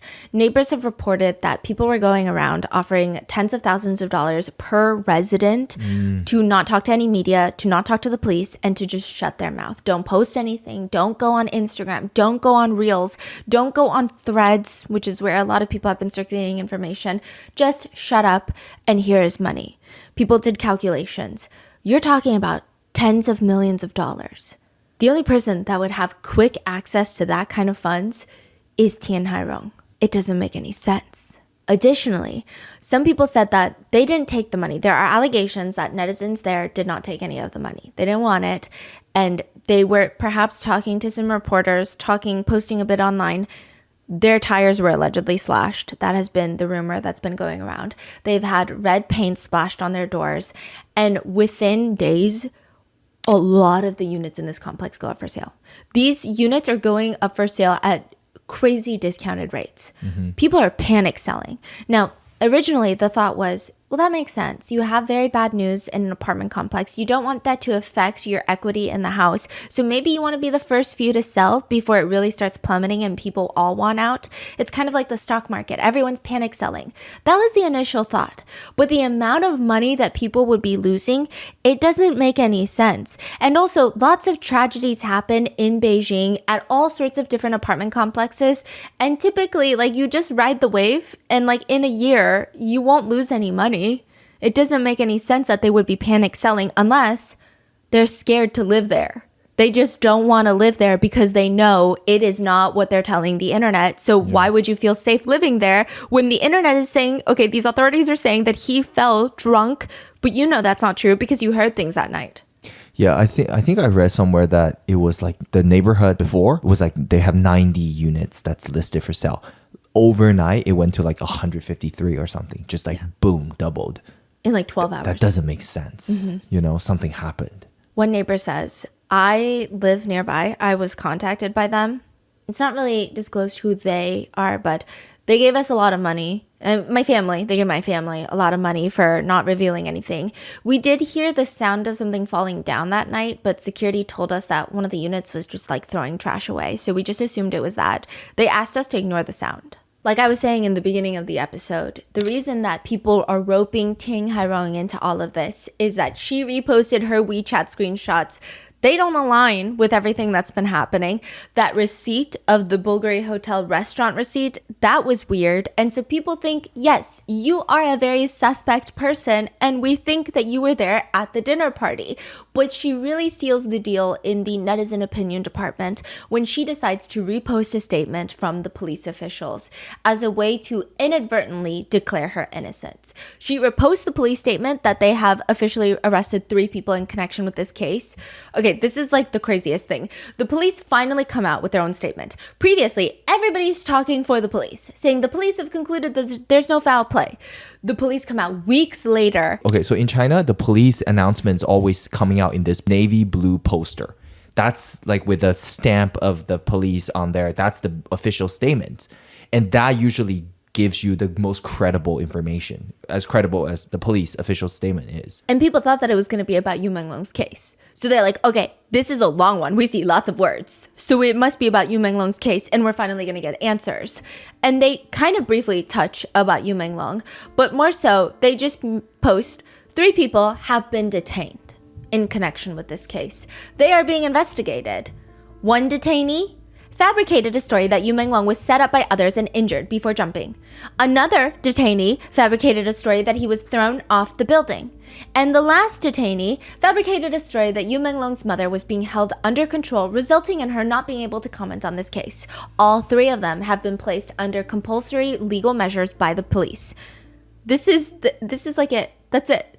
All they write about Yu Menglong is after Yu Menglong's accidental fall from the building while intoxicated. Police immediately investigated. Through scene inspection, forensic examinations, interviews, and reviewing of the surveillance footage, criminal suspicion has been ruled out. The investigation results were shared with the family, who have raised no objections. Yu Menglong's mother has also issued a statement through the studio's official Weibo account. We're going to get more on this mother's statement later on, but people are just saying, it does not take that many neural pathways to figure out that this statement is not going to be received well.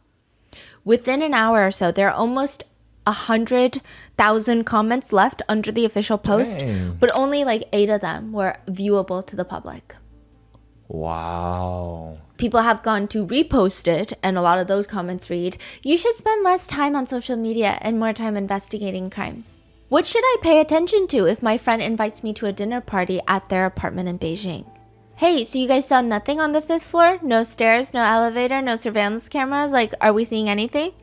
Other people comment, there is never any sort of drinking party, only other types of parties. But what's crazy about this is Tin Hairong repost the photo of the police bulletin that they had posted on Weibo. So you've got 2 posts. You've got the police's original Weibo post of this bulletin board. She reposts that picture, and people are looking at them too, side by side, and they go, that's really strange. Because on the corner of the police post, on the corner, bottom, you see their Weibo handle, like Beijing Chaiyang Police. Then you go to her picture, and you see in the corner her username for Weibo. But it's not a bunch of jumbled words. It's not her username on top of the police username, which means she must have had the original bulletin. She must have had an original copy of what they were going to post. This is crazy because the police don't just give that out to people. Police don't really go out of their way to give their statements and official postings to people for fun. FOIAs, FOIA requests are not really a thing in China, so how could she get that if she doesn't have some sort of power over the police or some sort of connection with the police officers? Especially when you consider a reporter called the police just before this official statement was posted asking for an update on the case. Just a status update. The police straight up tell them, look, if you're not directly related to Yu Menglong or Yu Menglong's family, I cannot disclose anything about this case. Just wait for the official announcement like everybody else. So why doesn't Ting Hairong just wait for the official announcement like everybody else and just repost it with their handle on this side just like everybody else? It doesn't make any sense. Especially when you consider that doesn't get censored, but all these different bloggers who are reposting leaked information or even journalists sharing what their sources have told them, their accounts are getting restricted or banned on social media. Fishermen on Weibo, Little Red Book, Douyin, they've all been banned. A lot of them have been deleted. Fishermen are coming out and saying, I'm trying to make a living. selling fish. I go out into the deep ocean, deep sea fishing. I come back, I make little doings, I make little TikToks to bring people to my dried fish store on TikTok shop. And I have been banned. I've been suspended. Because yu means fish, and so people trying to get around the censorship, instead of saying yu Menglong, they've been calling him little fish. And they have just started banning people that have little fish or fish too often in their freaking live stream or their videos. They just start banning all of them. Even people who are, they're not even fishing. People who are selling fishing hooks, fishing lines, fishing equipment, fishing boat tour companies, all of them are getting suspended and they're getting very frustrated. And then that inadvertently would trigger a deletion of accounts that would use other words. So once all the fish accounts are getting banned, people are coming forward and fishermen are very upset and they're losing their livelihood. A lot of people have started calling him something else. They're like, okay, let's try to find a different word that we could use and one that wouldn't affect too many people. One of the easiest ones was Yu Menglong's fan base originally called themselves lemons. And people are like, okay, well, lemons, there's not really lemon sellers. Like you just go to the market and you buy a lemon. You're not going to have someone that's like, let me show you how I pick my lemons and I'm going to sell you my lemons online. I mean, I'm sure there's some lemon related businesses, but it's not going to be as vast as the fishermen. Lemon gets banned. Selling umbrellas gets banned because that is... Yu is rain, also means rain. Yeah.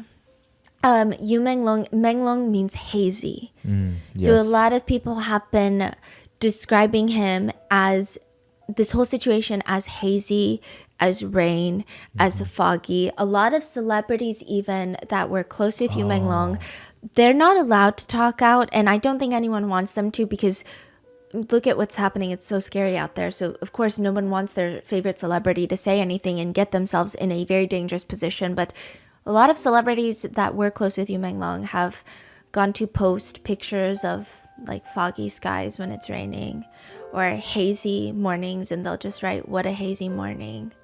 And it's kind of their way of drawing attention to it, saying like, I see it. I also am grieving, but I can't say anything.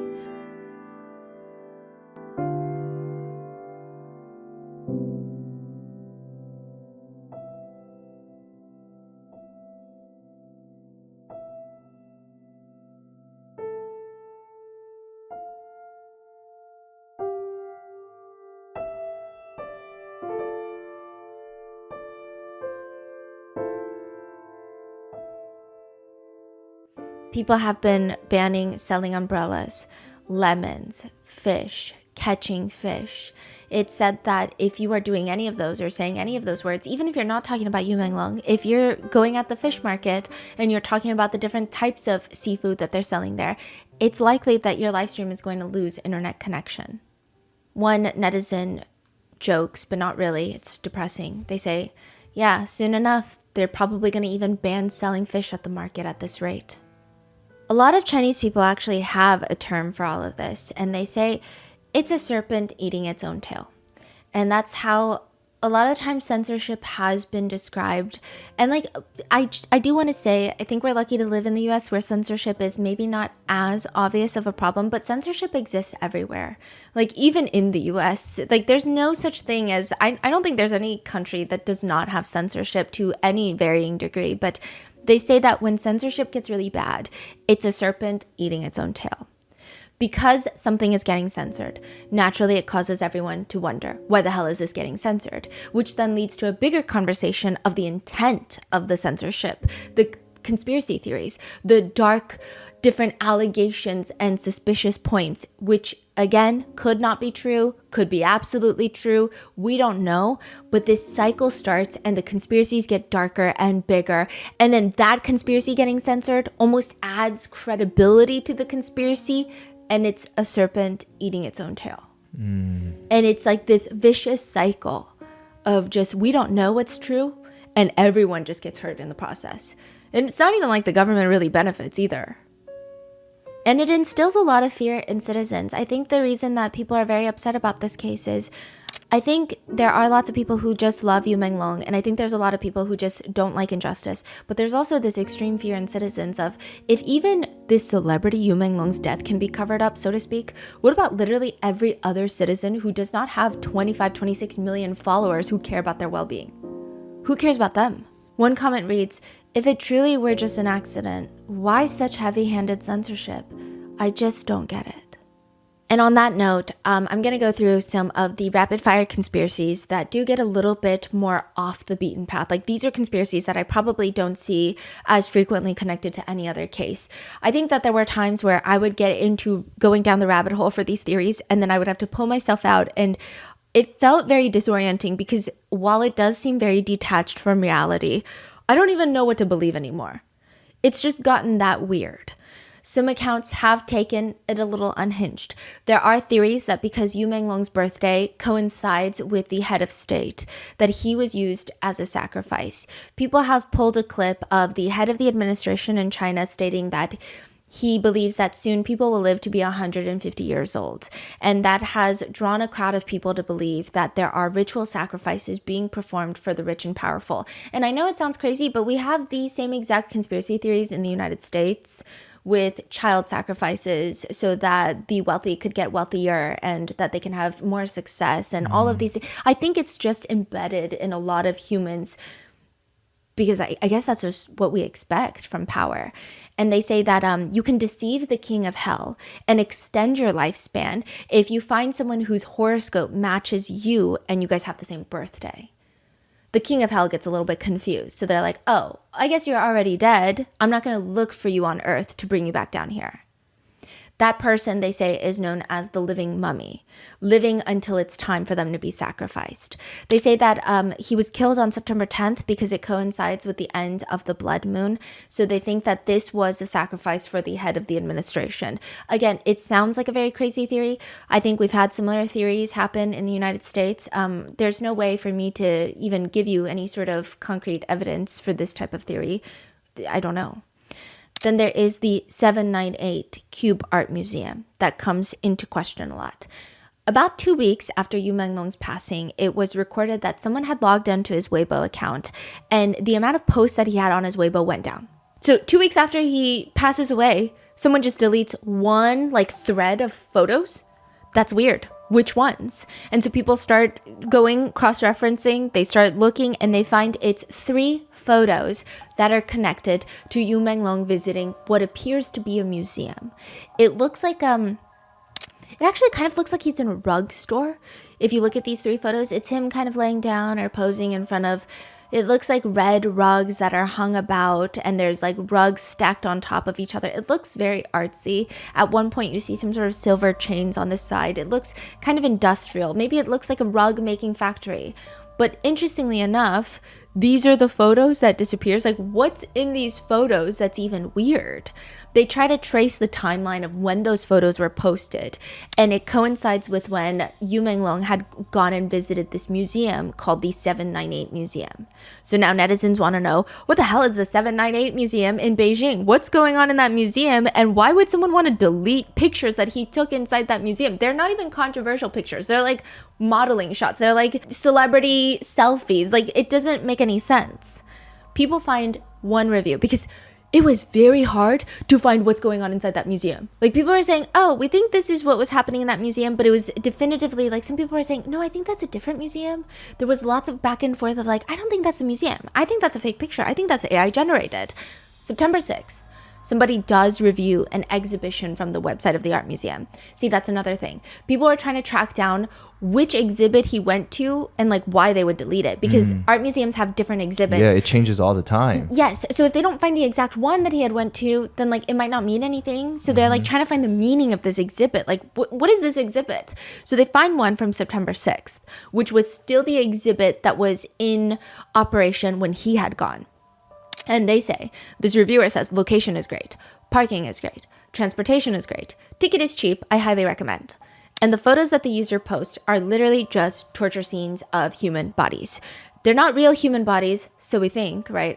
So I think, but there are some people who think they are. I don't know. It is just gruesome, looks like horror movie. There is one where it just looks like a man's face has just blown apart. And they look very graphic, and they look real and they don't look real. They look real in the sense of, if I saw that in a movie, it would look very believable. I would say, whoa, that does not look super fake. It doesn't look like a clay figurine. It doesn't look like bad CGI. But they don't look real in the sense of, if these are real, the decomposition wouldn't make sense unless they're preserved somehow. So it's like this very weird... I know some people are saying these are real humans, but they would have to preserve the... It's just... Overall, it's a weird exhibit. But art is subjective, I guess. But more than that, the organizer for this very gory, very bloody exhibit is Ji Guangguang's husband. The owner of the apartment, his husband, is the one that runs this exhibit. The guy in the black shirt. Holding Ji Guangguang's hand. People wanted to make sure. Like, are we sure, though, that this is the exhibit that he went to? They cross-reference photos from this user, and they cross-reference the photos that were deleted on Weibo. And it's pretty clear that that is the exhibit that he visited. Menglong did not post any of the gory exhibit, but he posted next to it, where there are rugs being hung about. There's these like chains that are being hung about. He posted there. And so why would they delete that? And why does it seem like there's not that much information about this specific exhibit online for people to see? Because isn't that the whole point of having an art museum? You want everyone to know about this exhibit. You want to do press tours. You want to do press releases, articles. You want curators to come into your exhibit and write about it. And there's just like nothing. That doesn't make sense. Guess who also is pictured frequently visiting this museum? The red hair. Yes, red-haired director. Now, allegedly on the museum's website, this is an allegation. This could be photoshopped, I can't tell you, but it was alleged that before this was taken down, it was announced that Menglong was supposed to have an exhibit at this museum, like a collaborative exhibit, from September 6th to September 12th. So like right when that one ends, he's going to have his exhibit. But after his passing, they removed everything about it, is what people are saying. I don't know. I don't know if people who had gone to that exhibit would come out. I don't know if he would have fans that went, because these are his fans who support him, and then they would feel inclined to come out. So I don't know if any of this is true, but there is a rumor that it was called Unfinished Borders, which people are now definitely reading into it, wondering if people were thinking that his life and exhibit were going to be unfinished. That part, I don't know. But it does, there is a connection between Ji Guangguang's husband, it seems, to the exhibit and those pictures being deleted. There's another piece in the museum. This museum has been a huge topic of discussion. There's another piece in the museum. It's an old raggedy jacket that looks like it's been rolled around in dirt. Maybe there's blood on there. It just looks like it's been soiled. This jacket is just hanging on the brick wall of the exhibit, and Menglong was pictured, allegedly spotted, wearing a similar looking jacket at the airport before. Some people are saying this art museum feels like a bunch of rich people, sick rich people who probably are into gore, who like these very bad, nasty things, and they are almost incorporating real life victimization and this museum all together in one piece so blatantly in front of everyone, and they might get off on that aspect as well. They're saying, what if Menglong was tortured in this jacket and then they hung it up in the museum? Because they get off on it, because why not? People are wondering if this is just like a rape museum of all the artifacts and product of them essaying and their sick sexual fantasies. That's what people are saying online. I can't tell you if any of this is true. I will say the jacket does look similar, but that jacket could be just like a Uniqlo jacket, a Target jacket, like a jacket that everybody wears. I don't know. Like hanging a jacket is like, what kind of art is that even? Yeah. So weird. Everything's so weird there. Then come there's even more about the museum, by the way. There's like this conveyor belt that people have been posting online. And again, I haven't physically been there, and like I'm just getting so cautious about AI generated content. So I can't tell you definitively if this is even a picture of the museum, but they say, you know how you go to a dry cleaner and they have that conveyor belt where they hang the shirts and they push the button and it just rolls.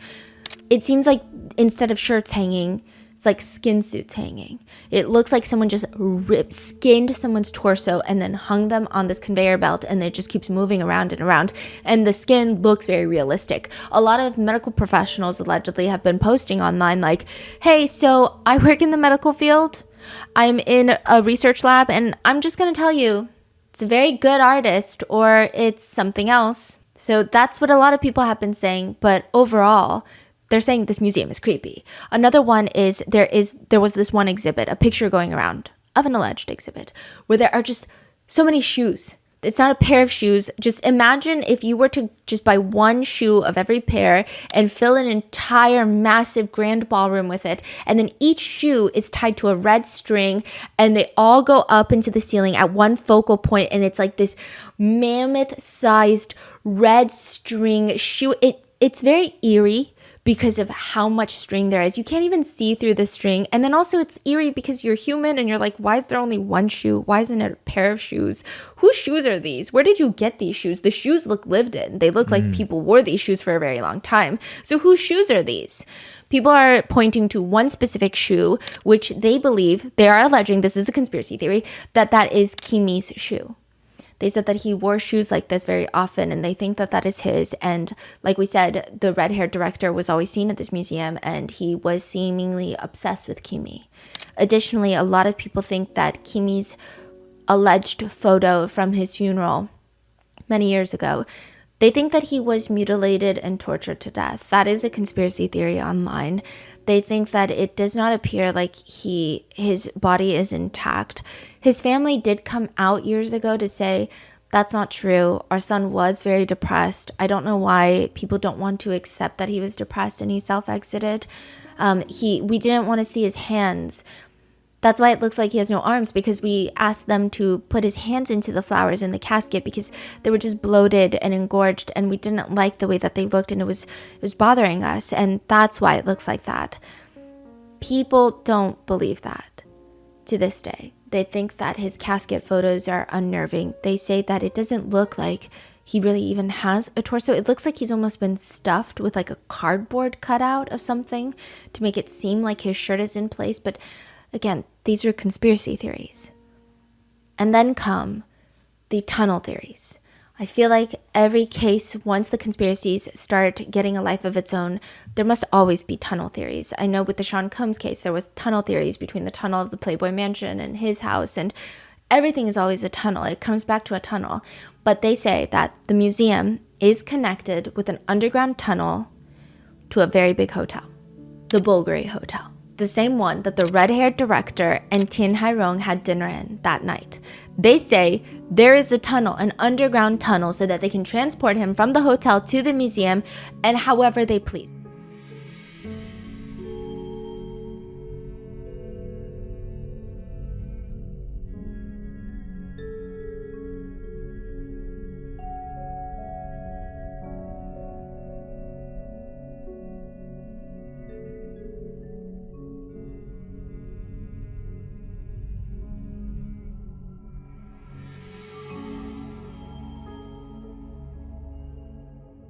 I will say when you look at the map, they do seem like in some sort of perpendicular parallel line. But again, cities are built on perpendicular parallel lines, so it's not necessarily the most alarming thing, but I don't know. The Bulgari Hotel has been more or less canceled in Beijing, China right now. There were a few videos that came out from people who claim to have been in that hotel during that time of, well, a little bit before Yu Menglong's passing. And they say that it was weird because you checked into this 5-star hotel, one of the alleged reviewers, and they were in the hallway. They hear screaming. They hear all sorts of things. It sounds like someone is getting tortured. And there's like little red droplets in the hallway floor. They zoom in on it. It looks like blood. So people are saying that sounds like the people who were allegedly with Yu Menglong. That seems to be connected. Then another person posts another video allegedly at the Bulgari Hotel, but they don't even say that it was at the Bulgari Hotel. They say this is leaked torture video and audio of Yu Menglong's passing. And you just hear people screaming like, spit it out, hurry and spit it out. And this is how the USB theory comes about of he swallowed a USB and they're trying to get him to spit it out so that he won't have that evidence. But they're just filming the floor of what looks like a hotel floor. The tile is extravagant, and the tile is oddly specific. It's an 8-point star. So instead of just like a regular star, it has 8 different legs on the star. And people are like, that is such a specific design. And they start looking into it, and that is one of the trademark designs of the Bulgari hotel chains. They love an 8-point star.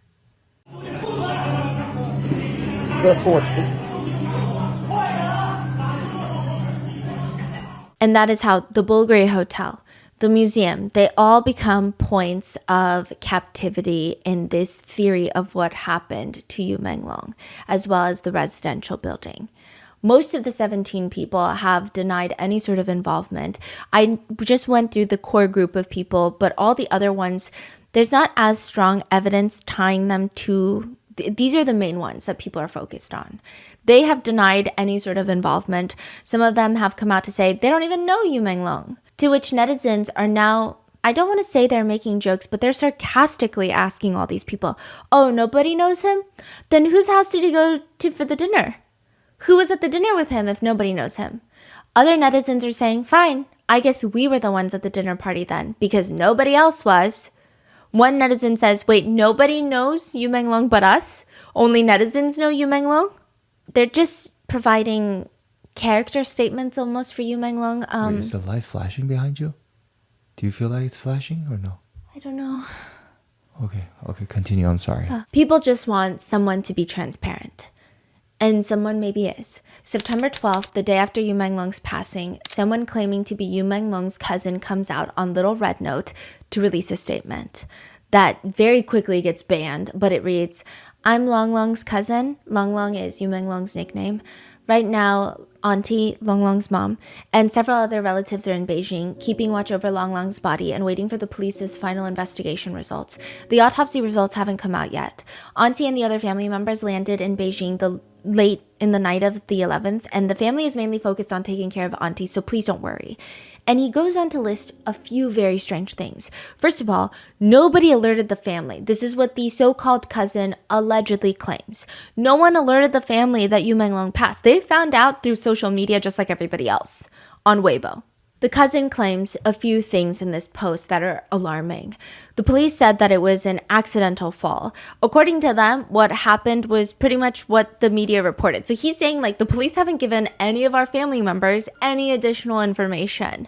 They say that they were drinking at the friend's house until around 4 a.m. And then Long Long went into the bedroom, locked himself in the bedroom. And then at around 6 a.m., 2 hours later, the dinner party guests, they decide to leave and they go downstairs and they discover that he had fallen, and a neighbor walking her dog also discovers that he had fallen, and the police are called to the scene. Police take statements of everybody there, and everybody said that they were very close friends of Long Long. But this cousin is saying, I have talked to other people in this agency that I believe were close to Long Long, and they have told us specifically, the family specifically, that Long Long doesn't even know these people that well. Like, he's not friends with these people. He doesn't even know them like that. He just went because his manager asked him to. He also goes on to state that a few very strange things have happened. Long Long left his phone on the living room sofa. So he goes and he locks himself in this guest bedroom of a person he doesn't even really know. Because again, they're like, we don't even know that he knows these people. But he's going to sleep over at their house after getting wasted. It doesn't make any sense. And then he's going to leave his phone on the living room sofa and then go into the bedroom by himself. He also states that there were footprints on the windowsill where he fell. There were dust on the screen window that was found underneath his fingernails. There were marks of his feet scraping the screen window downstairs. He says that police spoke to the neighbors and all they know is that there were like 3 bottles of liquor and 3 bottles of beer that were drunk, but there were no signs of drug use. Like, there was security cameras in the hallway captured everyone going upstairs, but nothing else. They didn't capture the fall. They just happened to be not working that day. That's what the alleged cousin claims. The cousin also claims to say that statement that was released by Long Long's dissolved agency, that was written by the police and posted at the police station. He's saying this is weird. Like, it just doesn't make any sense. He's saying like we're not really learning anything. And after arriving, police asked for the entire family members' mobile and WeChat numbers, and the hotel that the family had to stay at, they couldn't even book it themselves. They were like, no, the talent agency must book the hotel for the entire family. And we need to know which hotel and we need to know which rooms you guys are staying in, just so we can coordinate better if we need to reach you. But he's just saying it feels kind of weird. Additionally, he alleges that Yu Menglong's apartment where he lived in, family members aren't allowed in. Which, if this is a drunken fall, it's not a crime. Why can't they go into his apartment? It's not taped off. It's not a crime scene. He ends the post with, I understand a lot of this is necessary for the investigation and handling to control the media attention, but there are still so many things that I just really cannot understand. Initially, people believe that this is not Yu Menglong's cousin, that this is some random liar on the internet. But the cousin, alleged cousin, goes on to post a family photo which includes Yu Menglong in there. And back in 2011, Yu Menglong's account posted a comment under the cousin's page. So this is a pretty much valid. It is the cousin. Yeah. And then later, he goes on to post once more. The police came looking for me.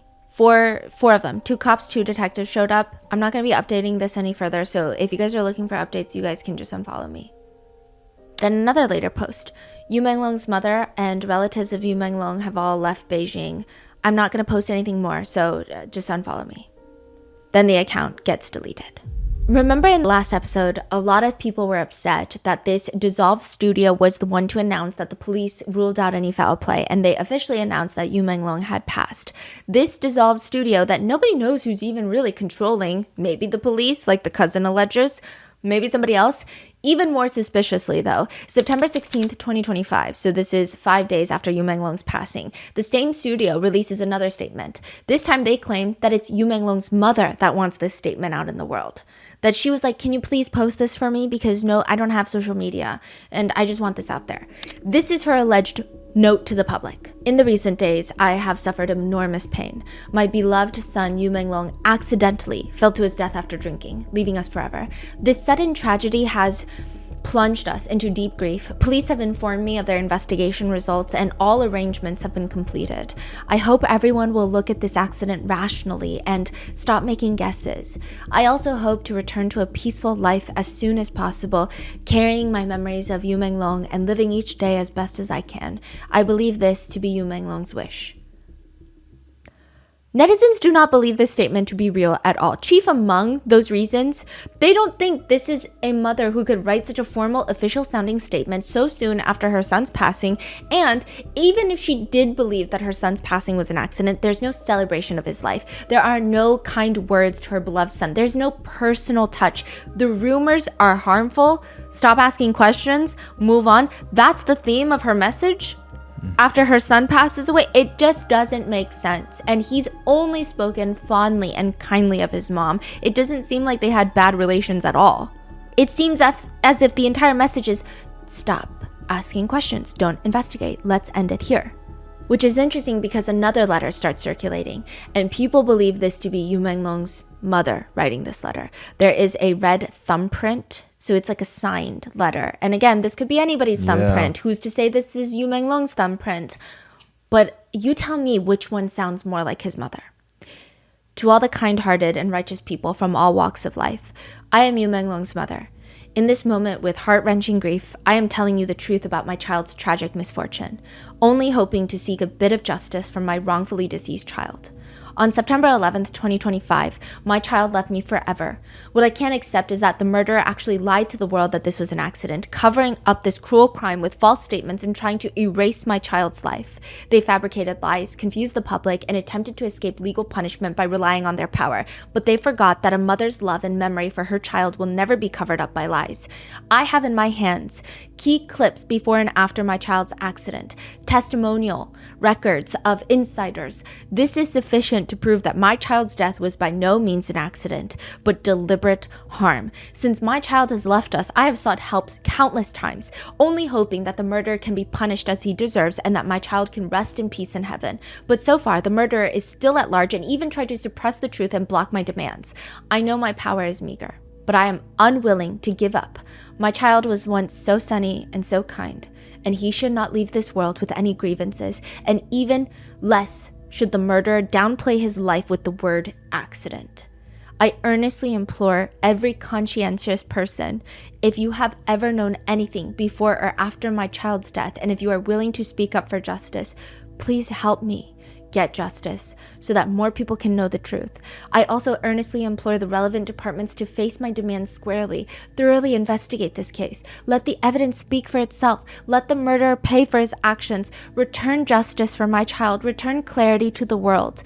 I am willing to be responsible for every word I say, only hoping to comfort my child's spirit in heaven and let him know that his parents have never given up seeking justice for him. I don't know which one of these is real. I don't know if either of these are real. But if you had to choose, which one sounds real? And then there are speculations that the mother has been detained. There are also concerns that soon, if this conversation keeps going, that the authorities are going to start sharing information that looks badly on Menglong.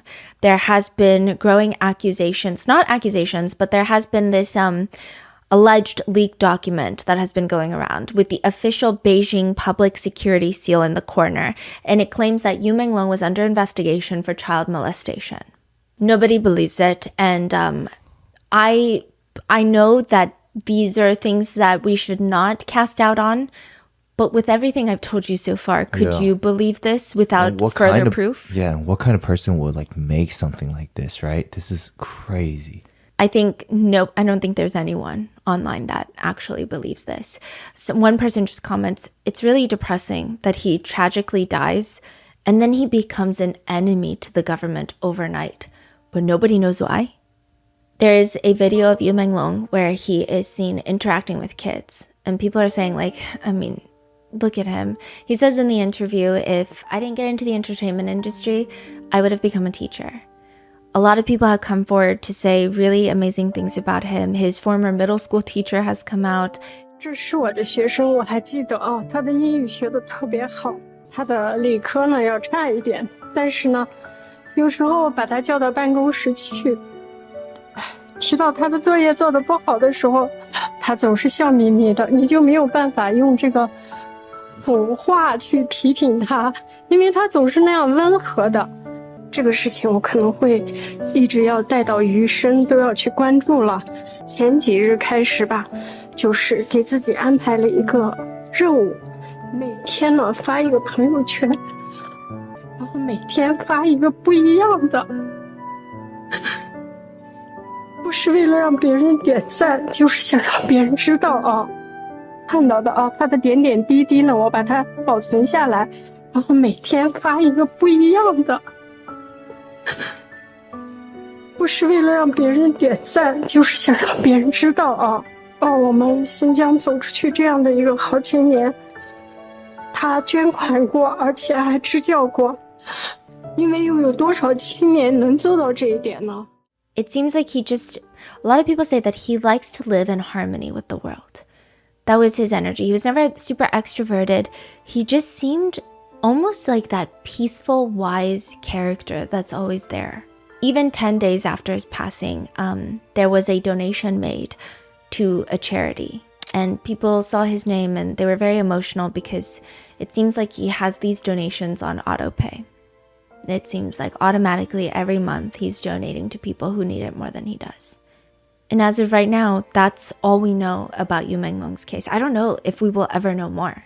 But it does seem like every time someone suspiciously dies, the conversation seems to get bigger, and it seems harder to censor it. And the first video that we posted about Menglong's passing has been age restricted. I don't think that it's nefarious. I don't think it's anything related to any sort of government entity. I think it's just the content of the story is just, it's going to be age restricted. So it's inadvertently suppressed in its own way.